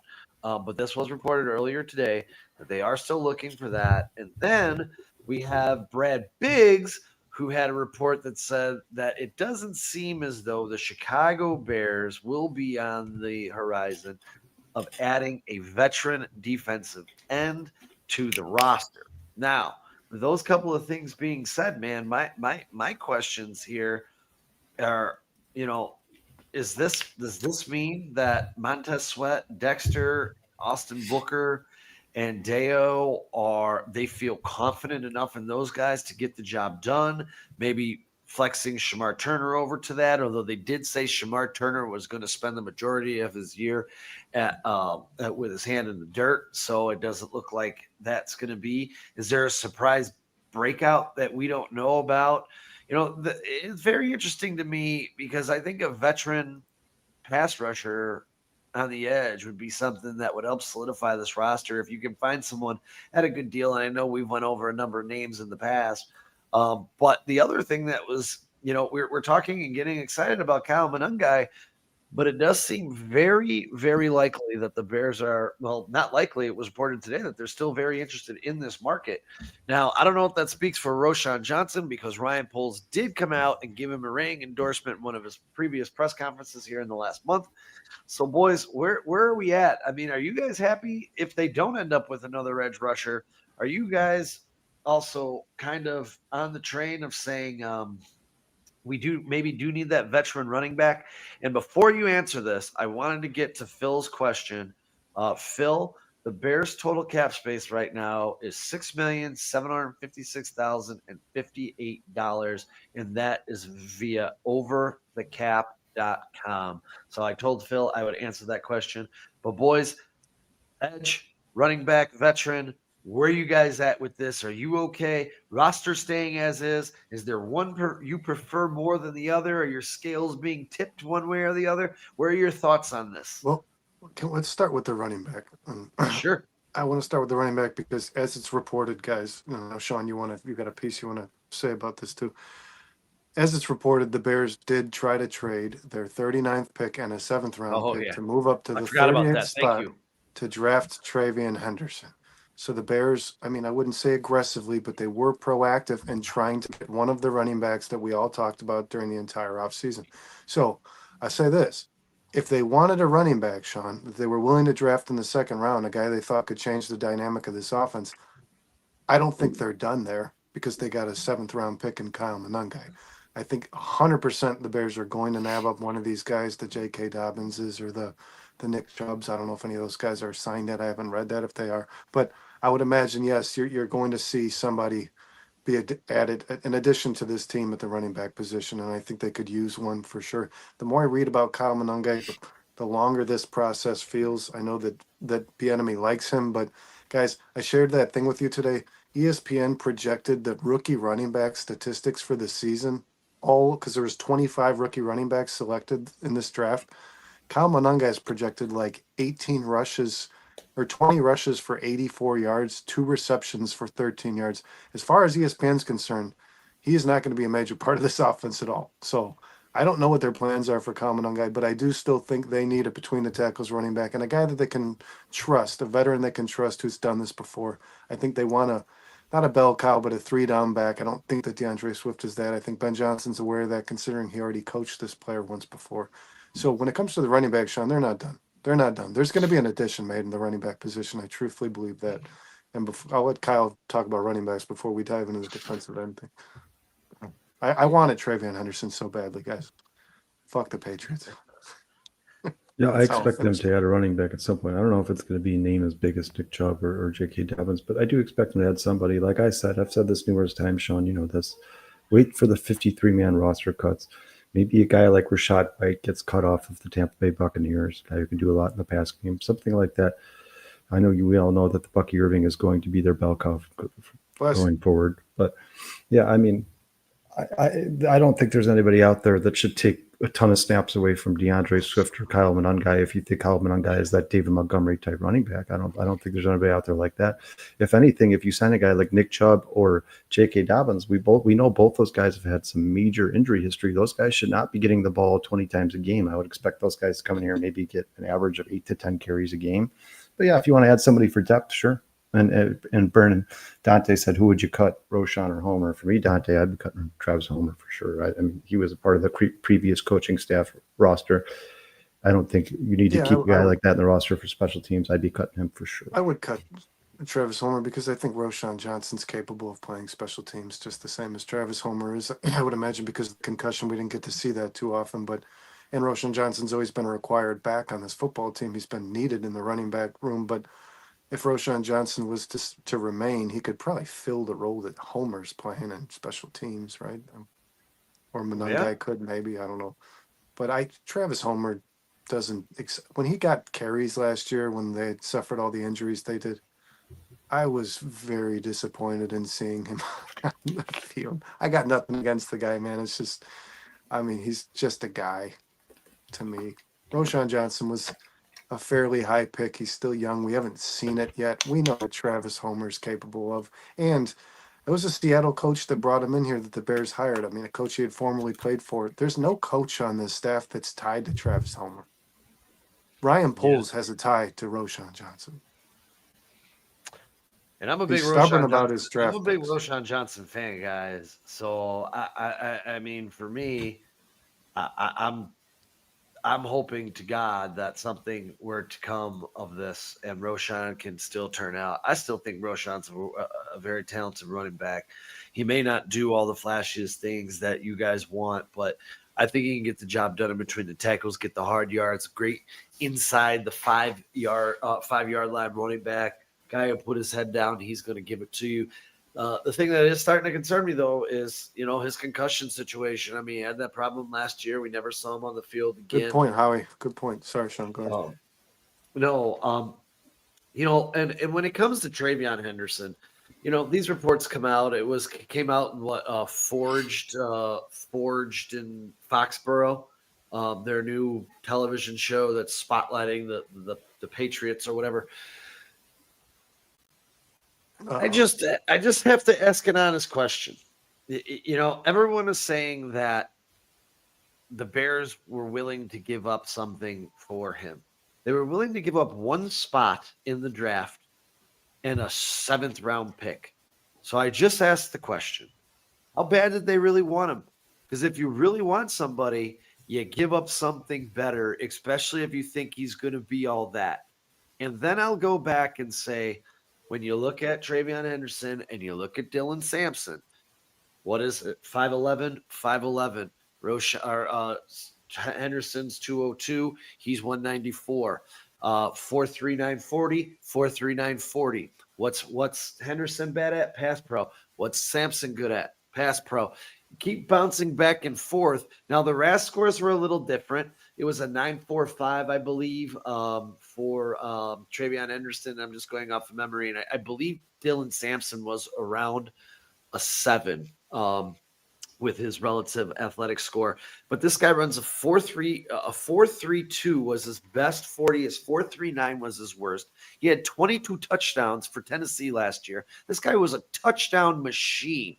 Obviously, the Bears did not like his big play ability for whatever reasons. That's fine. But this thing that came out with the Patriots, making it sound like the Bears were so desperate. There was another team, and I can't remember who it was, who offered him 4 picks, and they said, no, we're just going to draft this guy. So the Patriots obviously wanted him. And to me, the Bears were like, if we can move up one spot and give up a 7th rounder and round up with Henderson, yeah, we're having a really good draft here. I don't think it was, we really want this guy. And that's just my opinion when you're only offering to move up a spot and a 7th round pick that may or may not make your roster by the end of training camp. I think it's a testament to the Bears, though. A lot of fans think the Bears neglected this position. They did try. It says that they did try. It says that Ben Johnson and Ryan Poles did like TreVeyon Henderson, which is a guy that I really like. They tried. Yep. I mean, and I think you're right, Sean. I don't think they were willing to give the bank up for, and I don't think besides Ashton Genty, they were going to do that for any of the running backs in this draft class, to be honest with you. But I am happy to know that the Bears, and I knew this report would come out, guys. I told you this the day after the draft. This is going to come out. It's going to be reported the Bears tried to get TreVeyon Henderson. They did do it. I'm happy to hear it. I think they did need to upgrade at running back. I think they needed to strengthen that room. They got Monangai. I'm not going to judge the guy until I see him play on the field. I don't think he's going to be the impact player that TreVeyon Henderson will be for the Patriots. Sure. And to be fair, they are both strong pass blockers. But we'll see. The one thing Dylan Sampson didn't have in college, injuries. The one thing Dylan Sampson is also younger than TreVeyon Henderson by 2 years. He's going to develop. I hate to say this, and I know our counterpart and other co-host loves Judkins, and I think Judkins is going to be a very fine football player. He's a rock, man. That guy is big. And I will say this: you don't draft running backs in the 4th round to hold the clipboard. That's all I'm going to say. No, they're going to get a healthy dose. They're going to get a healthy dose. Sampson's going to carve out a role in that Cleveland Browns offense. What I can say is their quarterback's not going to be throwing the ball too much. That's very true. Although, if you listen to everybody, Shedeur Sanders looks amazing. He shouldn't have been passed up. He should have been a 1st round pick. I don't think he's going to start, though. I can't believe I'm saying this. I think Kenny Pickett might start on that team. Kyle, what do you think? What do you think about the edge position after Brad Biggs reported what he did? I said this on the show last week or maybe 2 weeks ago. I didn't think the Bears were in the market for a defensive end. I think the Bears' defensive line is set in stone. I think they like their defensive line. This is going to be a set by committee, like I've said. And if anything, it's time to get the guys like Austin Booker more playing time. I mean, you just traded back in the 5th round to get this guy, and now you're already kind of giving up on him and let's get a a vet here who could take some more snaps away from Austin Booker. I would give Austin Booker as many snaps as you possibly can, see what you got. And if you're not satisfied with it, then go get a defensive end next year in the draft. Yeah, and I agree with you. And this is what Brad Biggs wrote. He said, in order for the Bears to sign a veteran defensive end, a veteran edge rusher, they would have to first rule out Austin Booker as an impact player on this defense, as a meaningful player in this defense, as a player who takes snaps and serves a meaningful role. And I think you can't sign a veteran. And you have to wonder, guys, with Deo on the roster and Sweat, who's going to play probably in the 70 percentile of your snaps, are you phasing Austin Booker out if you bring in a veteran edge rusher? And I as I've said, guys, for 15 minutes ago, this coaching staff, I have a lot of faith in these guys' ability to develop these young players, and that's the guy that I have the most faith in, Sean. I mean, this is the guy who I think they can get the most Austin out Booker? of. Yes, this is the guy who I think was. You've said it, Sean. You're a big Kansas fan. You watch this guy very closely. He wasn't ready for the NFL last year, and that's not on him, guys. You can't blame a guy for declaring for the NFL draft, knowing that his future's ahead of him. He wants to start making money, and he wants to make sure that he doesn't suffer an injury in his final college season and miss his opportunity altogether. But I do think he played 200-something snaps. This is not a guy who got a healthy dose of NFL football. We haven't scratched the surface yet on Austin Booker, and he is what I like about him the most, and why he excites me more than any of the other young players on this team.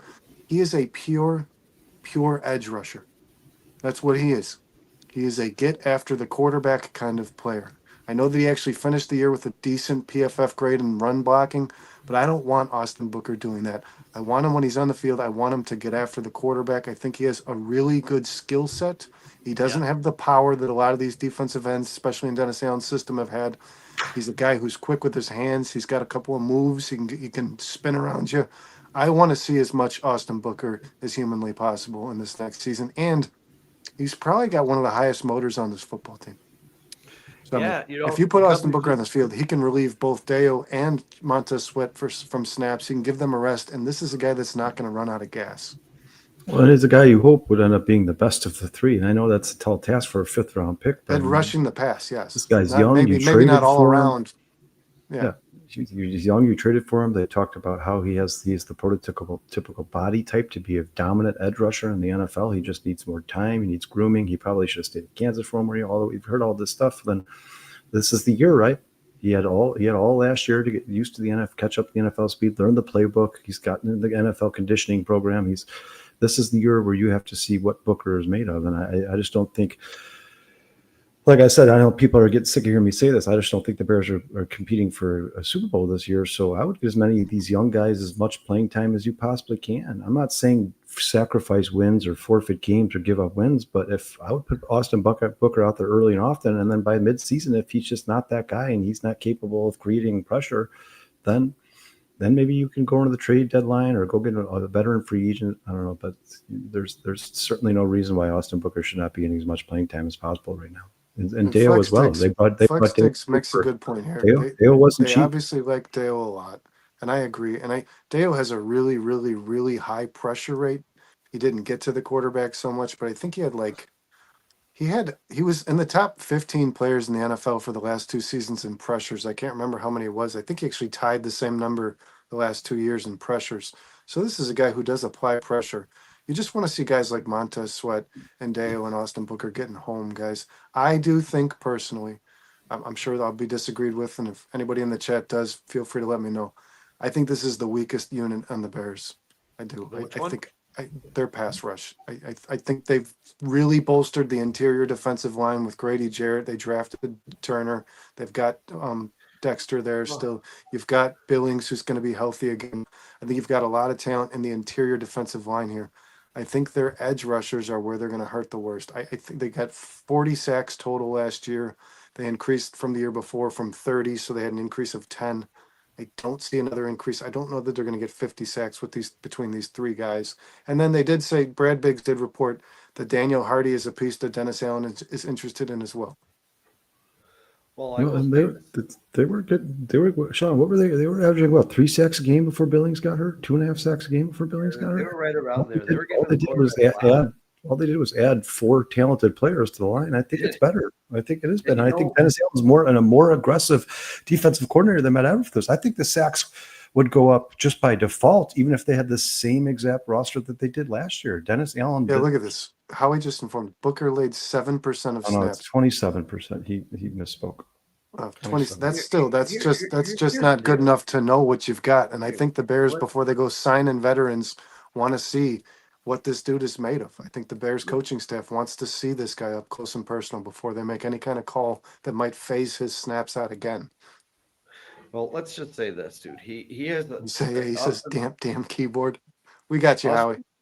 Austin Booker, is, and I believe you touched on this. This is a guy with a nonstop. Phil says he motor. got. Phil knows a lot about muscle. He says he put on some mass. Yeah, he's got a nonstop motor, a willingness to finish plays. He's got great athletic traits. He's got a very long wingspan. Great quick change of direction. I mean, he's a development player, and we got a guy in the name of Bill Johnson of that side of the ball now with 40 years plus experience to work with this line and work with this guy. And I do believe that my Rock Chalk Jayhawk may take another year or so to develop, but I think he's going to start showing those traits. And let's be honest, guys, we saw him last year. He flashed on a couple plays, especially against the run. So it's not like a guy who has no talent. He has some ability. He needs to be coached up. And what we touched on earlier, this is the first time we believe in these coaches. We believe that these coaches will get the best out of these players, develop them correctly, find out what they're doing wrong, correct those mistakes. I mean, we heard it from players. When there was mistakes on the field, there was no corrections last year. They moved on to the next play. That shit's gone. That's not happening anymore. They're going to work on this unit. They're going to make these young players better. I mean, I believe, I may be wrong, but I think Austin Booker's like 22 years old. So he's one of the youngest players on this roster to begin with. So they hired Jeremy Garrett as their defensive line coach. He's a really, really good coach, guys. And Dante says something here too. And I think the D-line coach is Bill Johnson, isn't it? Bill Johnson's an advisor or consultant. He's going to help, but the actual defensive line coach is Jarrett. But Dante Purify says something here like the interior has to get quick pressure, sell it for the pass rush. I think Ryan Poles, guys, is headstrong on getting his pass rush majority from the interior line. He always says it. Timeout. Can we get a timeout, boys? Because Matt Shaw just missed a home run, but he got a double off the wall, got an RBI. Welcome back to the Bigs, Matthew Shaw. It's actually triple off the wall. Let's go Cubs. He's on second base, bro. I'm watching. Dante Purify says, and guys, we've heard Ryan Poles say time and time again, the interior. Oh, Sean, it was a ground rule double. There's a ground rule double because it bounced. We're doing a podcast here, guys. Just a reminder. Ryan Poles has said time and time again, the interior defensive linemen are the closest guys to the quarterback. I think he wanted to make that his strongest unit when it comes to the trenches. And between Grady Jarrett and Javon Dexter and Billings, and we'll see what Turner's made of, you've got a pretty good interior pass rush. I believe that. I think their interior pass rush is going to be good enough to give some space to these guys on the outside. And I think that's the way that Ryan Poles kind of envisioned this going, because we didn't hear anything about post-draft reports stating they tried to trade up for a Landon Jackson or whatever edge rusher it was that you liked, right? Jack Sawyer. So I think the Bears were pretty content on what they had on the outside. And one of those pieces being Austin Booker for sure. Yeah, and I'll say this: the edge rushers you just said were the weakest unit. Ron was a headhunter in high school, guys. By the way, kicked off the football team. I think the linebackers might be the weakest position on this line. As far as I think they're good, I just don't know if they're impactful. And maybe that'll change. I think the linebackers are as good as the interior defensive line. I think if the interior defensive line falls, the linebackers aren't good enough to get off those guards, man. These two guys, Edwards and Edmonds, cannot disengage blocks from offensive guards. And if you have guys to fill the gaps, big defensive linemen like Grady Jarrett, Javon Dexter, if they don't let these guards get to the second level, we saw a year ago, not last season, the year prior, that these linebackers are capable of playing some pretty good football. But yeah, Sean, I would have loved for the Bears to upgrade this position during the draft. I would have loved it. I think I don't know if it's going to come back to haunt them or be one of the worst mistakes.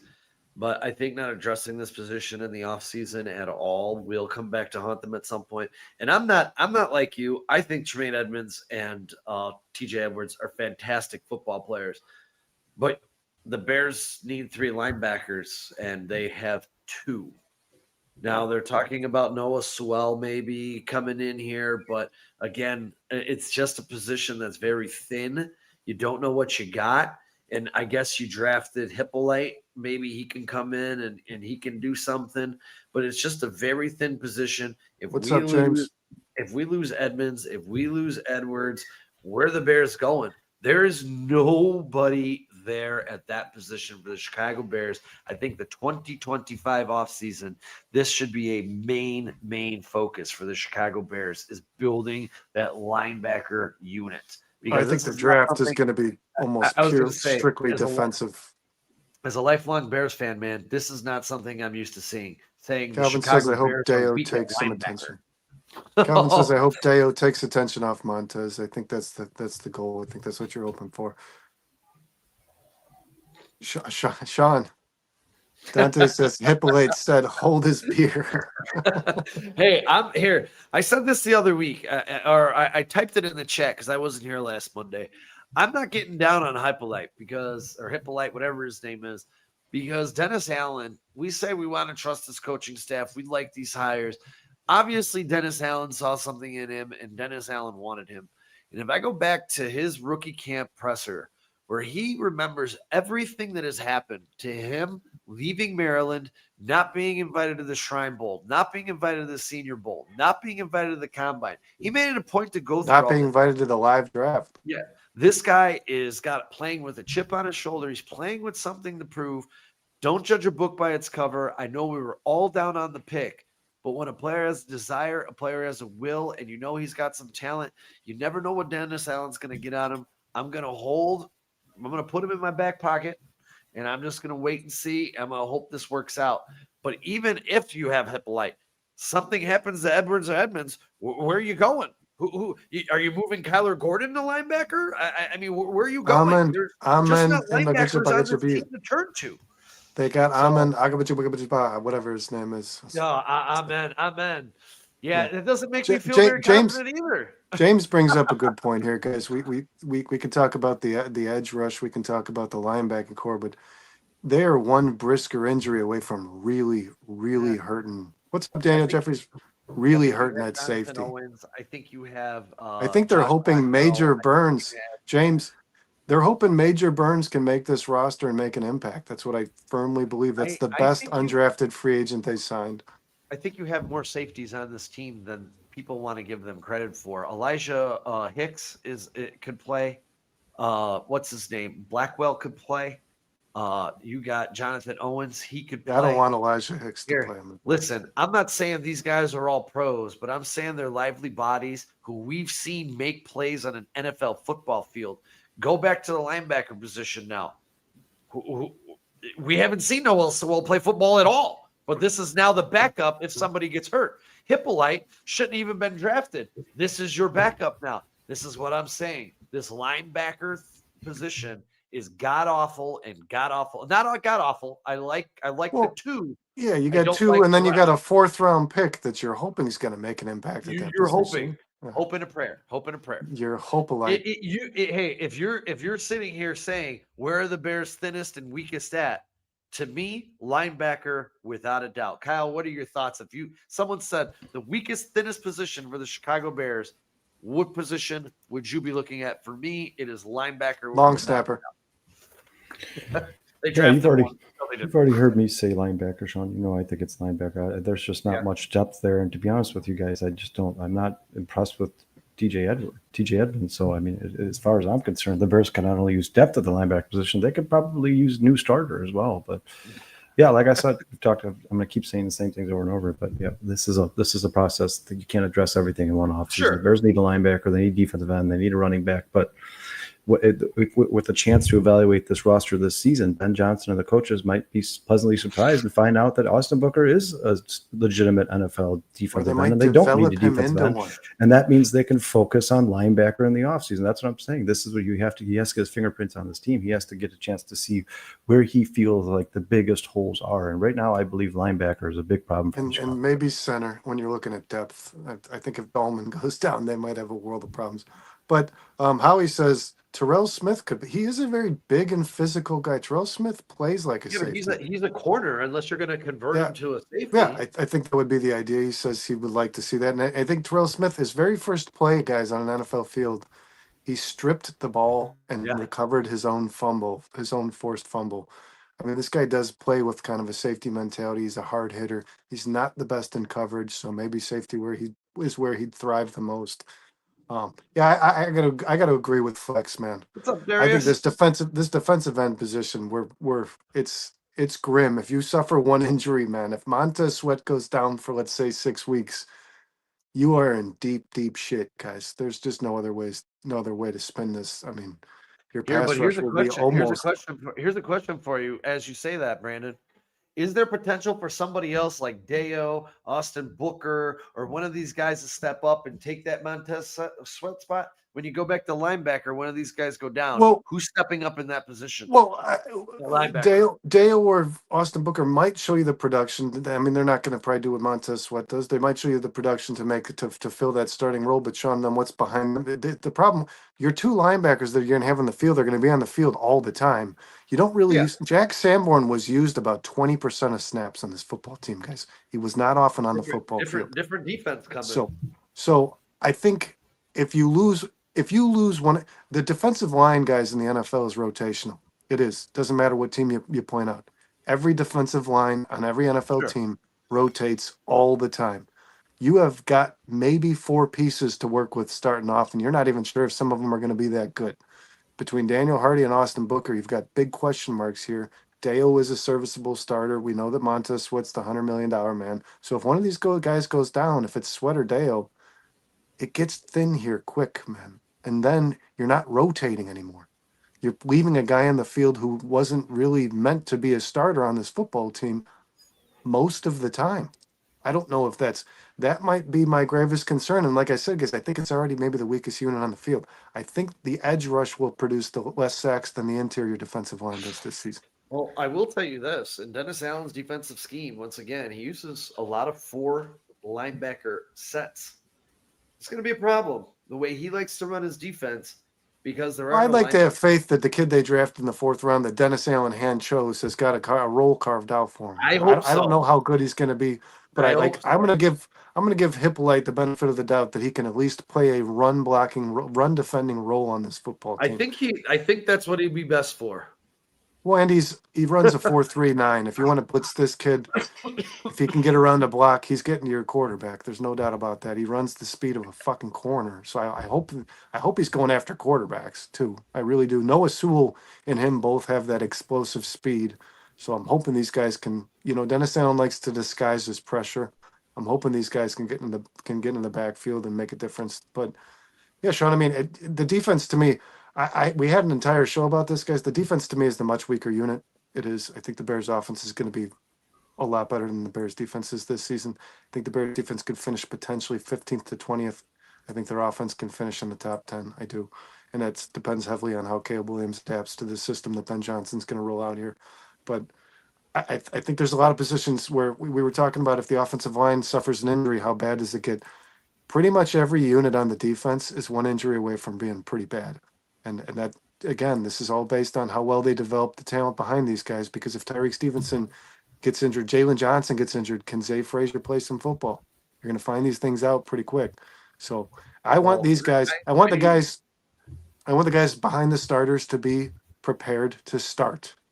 That's what these coaches need to do. They need to have these guys all ready to step into a starting role and be able to play some football. I'll still say that against Tennessee, they suck. What's going on, Tom? Pretty good. Indy, Los Angeles was down a couple of receivers. Jacksonville dropped a bunch of points on us. What's up, Tom G? Even in the Washington game, I'd say the Bears defensive unit did a really good job keeping people out of the end zone for the first half of the season until they were banged up. And I think that personally they got better. So until the offense can show me they can be a cohesive unit that can consistently score points, they're the weaker of the two units for me. Did they get better? I hope so. It looks Where to do you me. where do you project the Bears defense to finish this season? If the Bears were healthy all year and didn't have any key injuries, I think the Bears would finish in the top 13, 14 in the league. I really And, do. and where do you think their offense is ranked? Because I don't remember who it was. Matthew Berry said he thinks that this is a top 12 unit in the NFL. And if I look at them on paper, I could see that and say, sure, there's a lot of playmakers. Will it come together? Will it work? Because I remember sitting here last year looking with DJ Moore, Roman Dunze, Cole Kmet, and DeAndre Swift, and we're all sitting here. Oh, it's going to be a great unit. We're going to all score tons of points. It's going to be the best offense ever. Let's wait and see what they got when they get on the field. Well, and the question is Caleb Williams, guys. I mean, this is going to be if Caleb Williams comes out and he is quarterbacks are on 4-year rookie deals, then you got to pay him hundreds of millions of dollars. You want to know if your quarterback's that guy pretty early and often. So, like, if Caleb Williams is going to be the dude I think he can be, because I think he's a top 10 quarterback in the NFL. I think he's an elite franchise quarterback that will earn one of the largest contracts in NFL history. I think that starts now. You guys said you hire Ben Johnson as opposed to a Mike Vrabel because you want to make Caleb Williams comfortable. You want to be an offense that can outscore the other offense. You want to see this impact on Caleb Williams immediately. And I don't mean 4 or 5 weeks down the road. I mean immediately. I mean, you want to see Caleb Williams come out, throw 250 yards and 3 touchdowns in the first game he plays under Ben Johnson. That's what you want to see. That's what you're anticipating. Yeah. And even if and I don't mean big bomb plays down the field. I mean the stuff that Jared Goff did. The dinks and the dunks, the moving the chains. That's what you want to see. You want to see Caleb Williams doing this right off the bat, right out of the gates. If Caleb Williams is the guy that I believe he can be, then he should be right from the start. That's what I believe. And I think he's a smart guy who can retain a lot of information, and that the Bears shouldn't be afraid to throw everything at him. So I had to throw that up. We're getting a lot of FGBs. Yeah, James is a big advocate. I just figured I'd just throw that up for FGBs. everybody. That's right, dude. Let's go. You can tell. And Flex Diggs here says, I'm not sure how much the BJ's offense to be able to install year one. Hopefully they keep growing. See this, I want majority of this stuff done in the off season. I really do. I don't like, obviously Ben Johnson's always drawing things up. He's always creating more innovation. He's always drawing up new plays for his offense, but I want to see the bulk of what he has ready for the start of the season implemented in week 1. I do. I think Caleb Williams is a guy that can take that on. Like I said to you guys, I think this is the smartest quarterback from this class. And you're talking about a class with 5 first-round quarterbacks. I want to see Caleb Williams doing everything. I want to see the deep threat. I want to see the mid passes. I want to see the dink and dunks. I want to see the screen. I want to see it all. I even want to see designed runs, which is something Ben Johnson never even got to do. Jared Goff didn't get designed runs. So you're opening up the door to a whole lot here too. If we're speaking in truth here, which we always should, Ben Johnson's first year as the offensive coordinator in Detroit, he had Jamal Williams and David Montgomery. And I believe he only had Amon-Ra St. Brown. I don't believe there was any other key offensive players. And I can't remember, Kyle, maybe you can help me out here. What year was Sam Laporta drafted? I think he had TJ Hawkinson when he was the coordinator, offensive coordinator. 2024. Or no, 2023. Because he's been in the NFL 23. So he had Hawkinson in 22, correct? That would be correct. Part of but it. Then you take Hawkinson, you have Hawkinson, Amon-Ra St. Brown, and there was a couple other guys that I can't even remember their names that aren't really NFL players. You had Jamal Williams, who was a journeyman running back who had a career year, and you had David Montgomery, who looked like a stud. And you had Jared Goff, who took great strides towards being a better quarterback. Now, Ben Johnson's first year in Detroit's offense was 2022. They finished 5th in scoring and 4th in total offense. So if the parts are correct, and where I'm going with this, if the parts are correct, the brains are correct, and everything comes together. And everyone works their ass off, Sean. Very good offense in the first year based on Ben Johnson's track history, which we only have one team to look at. His first year in Detroit, top 5 scoring offense, top 4 total offense. So it's not impossible. But I am going to say this: fool me once, shame on me. Fool me twice, shame on me. So When it's not, I'm and we going could to talk about the players Ben pull the Johnson reins had. back a little bit. It's not just about the players Ben Johnson had. Ben Johnson is a chess player. The thing that impresses me most about Ben Johnson, guys, is his ability to know what the guy across the field is going to do. He's able to read the defensive trends and the coordinators that he's coaching against. He's able to get the best of them. He plays chess, and he's always got a guy in checkmate. That's what it feels like to me. Ben Johnson's always got a defensive coordinator on his heels, and the more defensive coordinators on his heels, the more his players are. And he's super aggressive, Sean. This is just something you don't see a lot of NFL teams do. The go for it on every fourth down. I mean, think about that, guys. When you're watching a Bears game and the Bears are able to stop a team on third down and get them to fourth down, when that offense comes back on the field, as a fan, your first thought is, fuck. I thought this defense needs to get off the field. They made the stop, and they're going to go for it. That scares the hell out of me. And Ben Johnson does that almost every single time a defense thinks they've done their job. That's frightening, man. And it's relentless. It doesn't give you a break. And if he's converting on the fourth downs at the percentage he was on the Detroit Lions, this is where you really start to win that chess game, man. Because now you've got these guys on their heels, and he's always going to be one step ahead of the defensive coordinator if the defensive coordinator is not able to get his unit off the field. That's what I love most about Ben Johnson. Dan Campbell, I think, instilled some of that in him too. He's going to apply a lot of pressure. Kyle's going to be handing over to sick bay here in a second. We have Don Burr in the house. Brad Holmes built the monster. Basically, Goff was already a Super Bowl quarterback coming to Detroit. He might have been a Super Bowl quarterback coming to Detroit, but he was a Super Bowl loser. He did get his team there, but the Rams also couldn't wait to get rid of him to actually win a Super Bowl. I'm very curious, Don Burr. I'm very curious, Don, to see if Jared Goff regresses. That Sean, we talked about this for an hour on the bare minimum. My gravest concern for the Lions moving forward is that Ben Johnson is no longer in control of a system quarterback. What's the system going to look like? Yeah. So and Jared Goff might very well take a large step backwards this season, guys. There's a very high possibility. Here's a good point. A big thing Flex Takes points out, Ben Johnson did was run the ball on third down because he knew they were going for it on fourth down. That's key. If you have an extra play and you have an extra play, your playbook's wide open, but you have to execute. You have to execute. And, we'll see. We'll see. I said it last week and I'll say it again. I still believe that there's development on this offensive line. If this offensive line gets hurt early, that the Bears are going to be in trouble. I do believe in these guys, the new coaches on the offensive line, being able to coach up a Newman, being able to coach up a Karan Amagashi, being able to get some of these younger guys up to speed. But I also do think that that's going to take a little bit of time. I don't see it's not add water and watch it grow. Amagashi's a guy who came here last year and didn't play football because of injuries for almost a year and a half, something like that. So he needed some time to mature. And he didn't really get that. So hopefully this offseason, he's a big-bodied guy. I think this offseason will be huge for him. Yeah. I have a question for you guys. Going into this rookie minicamp, it was glowing. All reports. And Kyle, I'm going to let you answer this one first because I haven't heard from you for a minute. Emil, welcome back to the show, buddy. Really appreciate seeing you. He's watching the Cubs game. What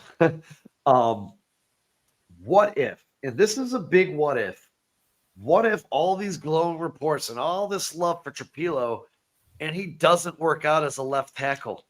Now you're talking, and I heard this somewhere this week, that what happens if this does happen, now you're talking about switching Darnell Wright and getting Trapilo because you wasted this second round pick on this guy. So you want to make sure that he can be something in the NFL. What happens if he doesn't work out on the left side? All of his athletic traits and all this stuff you hear, because that's blah, blah, blah, make him stuff and sunshine up your ass talk. He has to get out there and prove it. What if it doesn't work out? Now you got yourself a big problem on the left side because you already know what Braxton Jones is.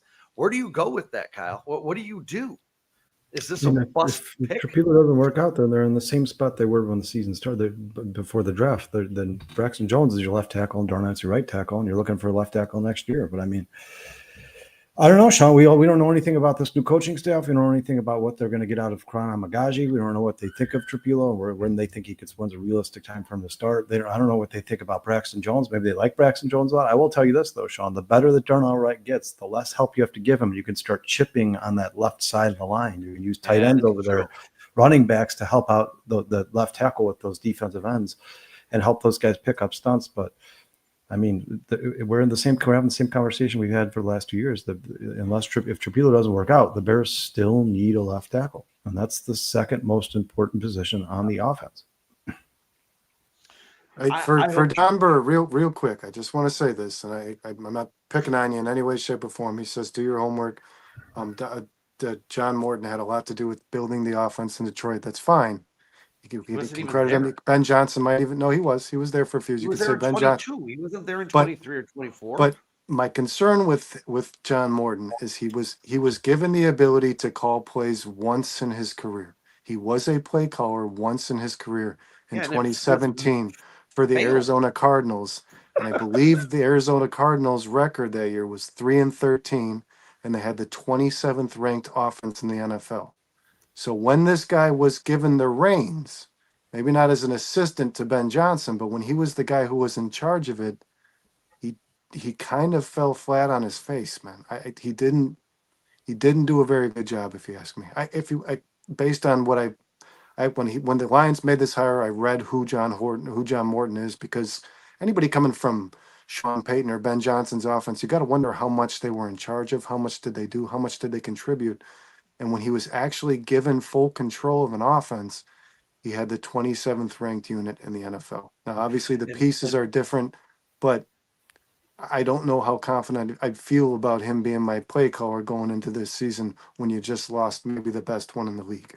I'm not saying this guy's going to fail. I'm saying I don't think that he's going to be able to replicate what Ben Johnson did for that offense. And I'm going to say, he said in his presser the other day that he's going to lean on Jared Goff to run the offense.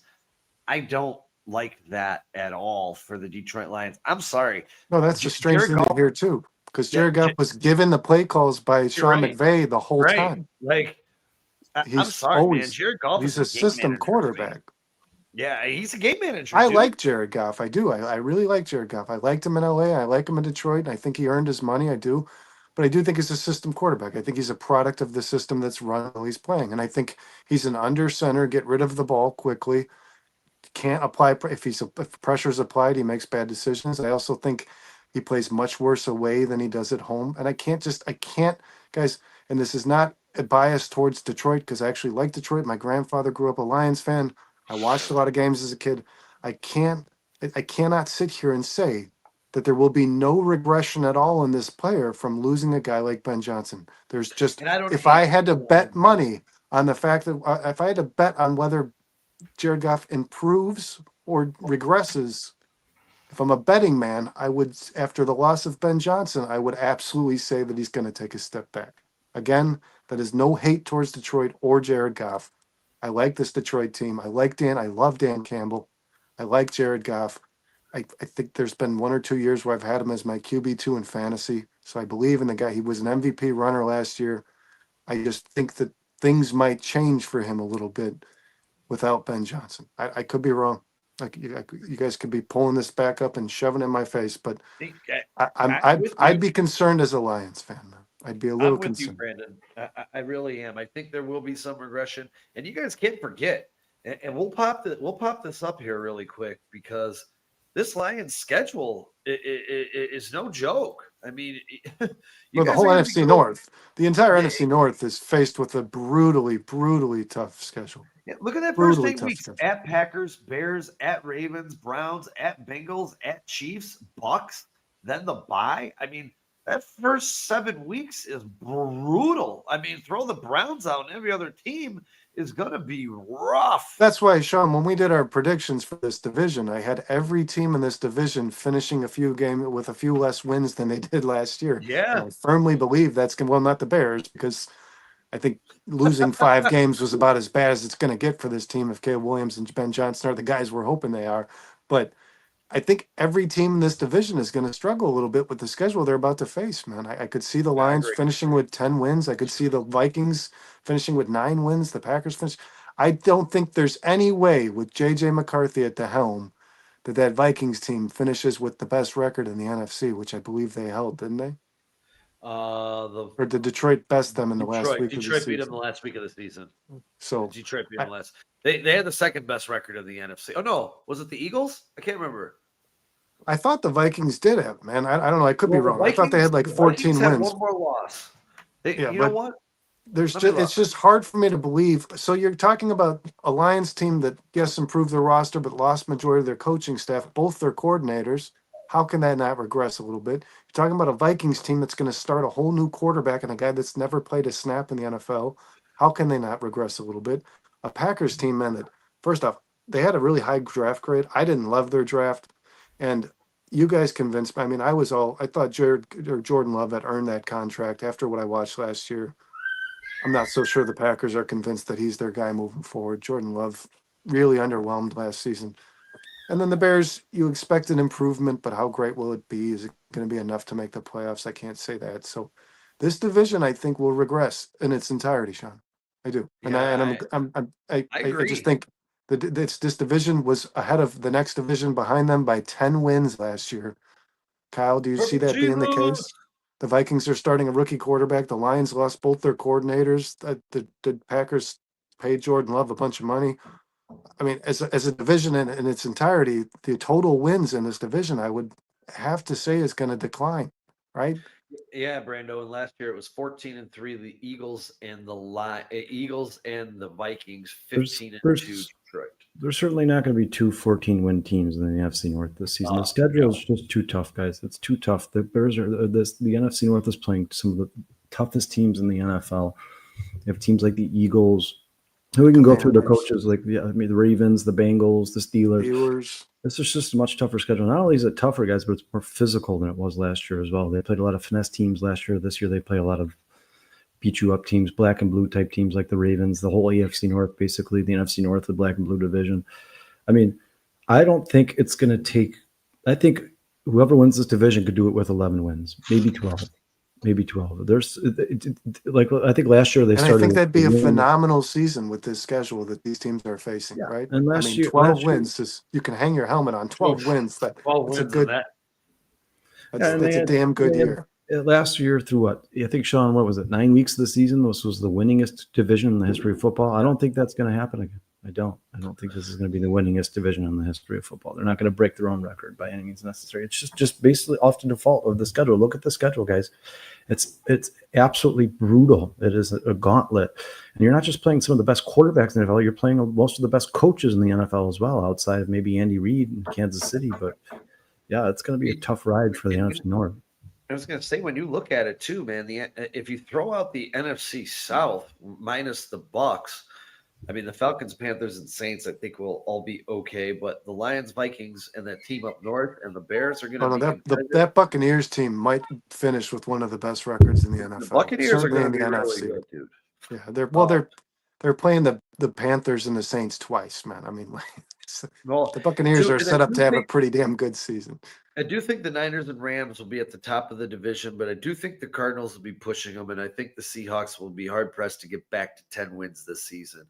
So that's just me. But and then when you look at the East, the Eagles and Commanders will be hanging around. The Cowboys remain to be seen. I know, Brandon, you hate the Cowboys. You think they're going to finish in last. I think that they can still finish with a decent record and make a push. I mean, it's a very talented offense. It's going to come down to some in-game coaching. We know Eberflus is a good defensive coach. He's got some defensive players and pieces that he can move around. He did lose a couple of big pieces on that defense. But I'm not going to sit here and say the Cowboys are going to have 5 James wins. really hates. James might hate the Packers more than he loves the Bears. I don't know. I love it. I love it, James. Oh, Howie threw up our offensive line rankings here. Darnell Wright, 16th overall pass grade, 35 runs, 7. Braxton, 20th overall offensive tackle out of 64 starters. Yeah, Braxton Jones' PFF grades were actually not. I mean, to be honest, if you ask me, I don't think they're reflective of the player he is. I don't think I would place him outside the top 20 at the tackle position. In the not maybe not left tackle, but all tackles in the NFL. I would have to. But yeah, I guys, and I'm not, and I think the Bears might be the only team in the NFC North that does improve in regards to record because their 5 wins is not tough to beat. It's just not. Yeah, I mean, and, you and, can. and they should get to 7. I do think that they should get to 7. So that's just me trying to be modest. It's With the going to Bears. be a dogfight. This division's If going they to be finish at tough. It's the 7-10, Lions I'd aren't be going to really roll happy. everybody over. I mean, if you look at the start of this Bears schedule, it's gonna be. There's no break in the Bears schedule. There's zero break in this schedule. You go from the Vikings to the Lions to the Cowboys. I think the Raiders are going to be better. Then you get the bye. Then you go Commanders, Saints, Ravens, Bengals. The Saints are a bye. Ravens, Bengals, Giants. That defensive front is just going to be a nightmare for quarterbacks. At Minnesota, which is a house of horrors. At home versus the Steelers. On the road versus the Eagles. At that team up north. Then you take on the Browns, which hopefully will be a bye. Then you play that team up north again. Then the Niners, and then the Lions. I mean, there's just no break in the schedule where last year we were like, oh, cool. We have, Indy, A 4-game Tennessee. stretch of teams like the Yeah. Jaguars. Yeah. The Yeah. Colts, the Colts, Jaguars, Cardinals stretch of our schedule. Yeah. No, there's none of that. This is brutal. I mean, you're like, And we play the man, Eagles on the road, man. That's just ass. It's not Hey, fair. Emil O'Neill just joined the chat. What's up, Emil O'Neill? Thanks for joining us, man. Week 4 to week 14, the Bears have 7 road games. Yeah, that's brutal. Can we get a round of applause for Emil O'Neill? I'm Yeah, sorry, man. absolutely. I love you, Emil O'Neill, but when I read your name, I immediately thought Amelia of you. I think Thanks for joining us, man. yeah, thanks for joining us. I think it was here last week too. So hopefully we Yeah, talked to enough good Bears where he continues to return for us, man. Yeah, hit that like and subscribe. James, I agree with you. That Washington game's going to be that game that every Bears fan wants to see us take. It's this Circle it, mark it down. It's a nightmare guaranteed of a win for the finish last year. Chicago Bears. Caleb It's Williams a has that. guaranteed Caleb win. Williams has that circle, no doubt about it. No doubt If about it. Caleb Williams isn't there, I'll change my pick. But if Caleb Williams is on that football field in the nation's capital, the Chicago Bears are leaving the nation's capital with a dub. Write it down, take a picture. I don't give a fuck. Yeah, it's where he's from, and he lost to Jaden Daniels last year on a Hail Mary, something that was completely out of his control. He put the Bears in a position to win the game. He walked down the field and had a game-winning drive. He did everything he was asked to do, and they lose with that pathetic Hail Mary play. I promise you, Caleb Williams has that Washington game circled on the schedule. Oh, Guaranteed. yeah. The whole damn team does. Tyreek Well, Stevenson boys. better damn well have that circled on his schedule. I think we covered the topics. We got a banged up co-host here who needs to lay down and relax a little bit. Anything else you guys want to get off your chest before we get out of here? I know you're waiting for the cue. Well, no, we got guys. Please hit that like and subscribe. I want to thank everybody who was in the chat. See, honestly, guys, you killed this chat tonight. I couldn't even keep up with it, to be honest. Yeah. Romy, Emil O'Neill, James, Tom, Purple Jones, T, Don Burr. We love you guys too. We appreciate you bringing another perspective to this. I actually do love to chat. Purple the NFC North. Jesus. We appreciate you guys coming in. Dennis Moody, Crooked Commish, Bruce, thanks for breaking the news on that Cubs game, keeping us updated. Flex Diggs, Dante, glad to see you guys here again.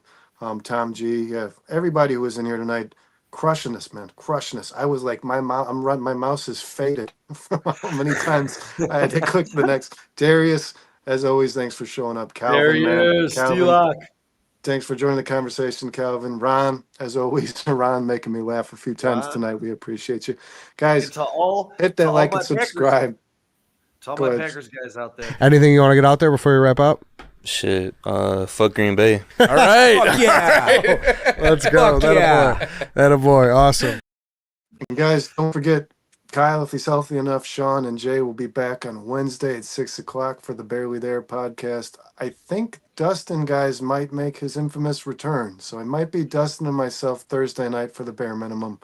If it's not, you'll get to see this shining face again. If not, Sean will join me for another late night. He'll take whatever drug he needs to keep himself awake. A shot of adrenaline. Who knows?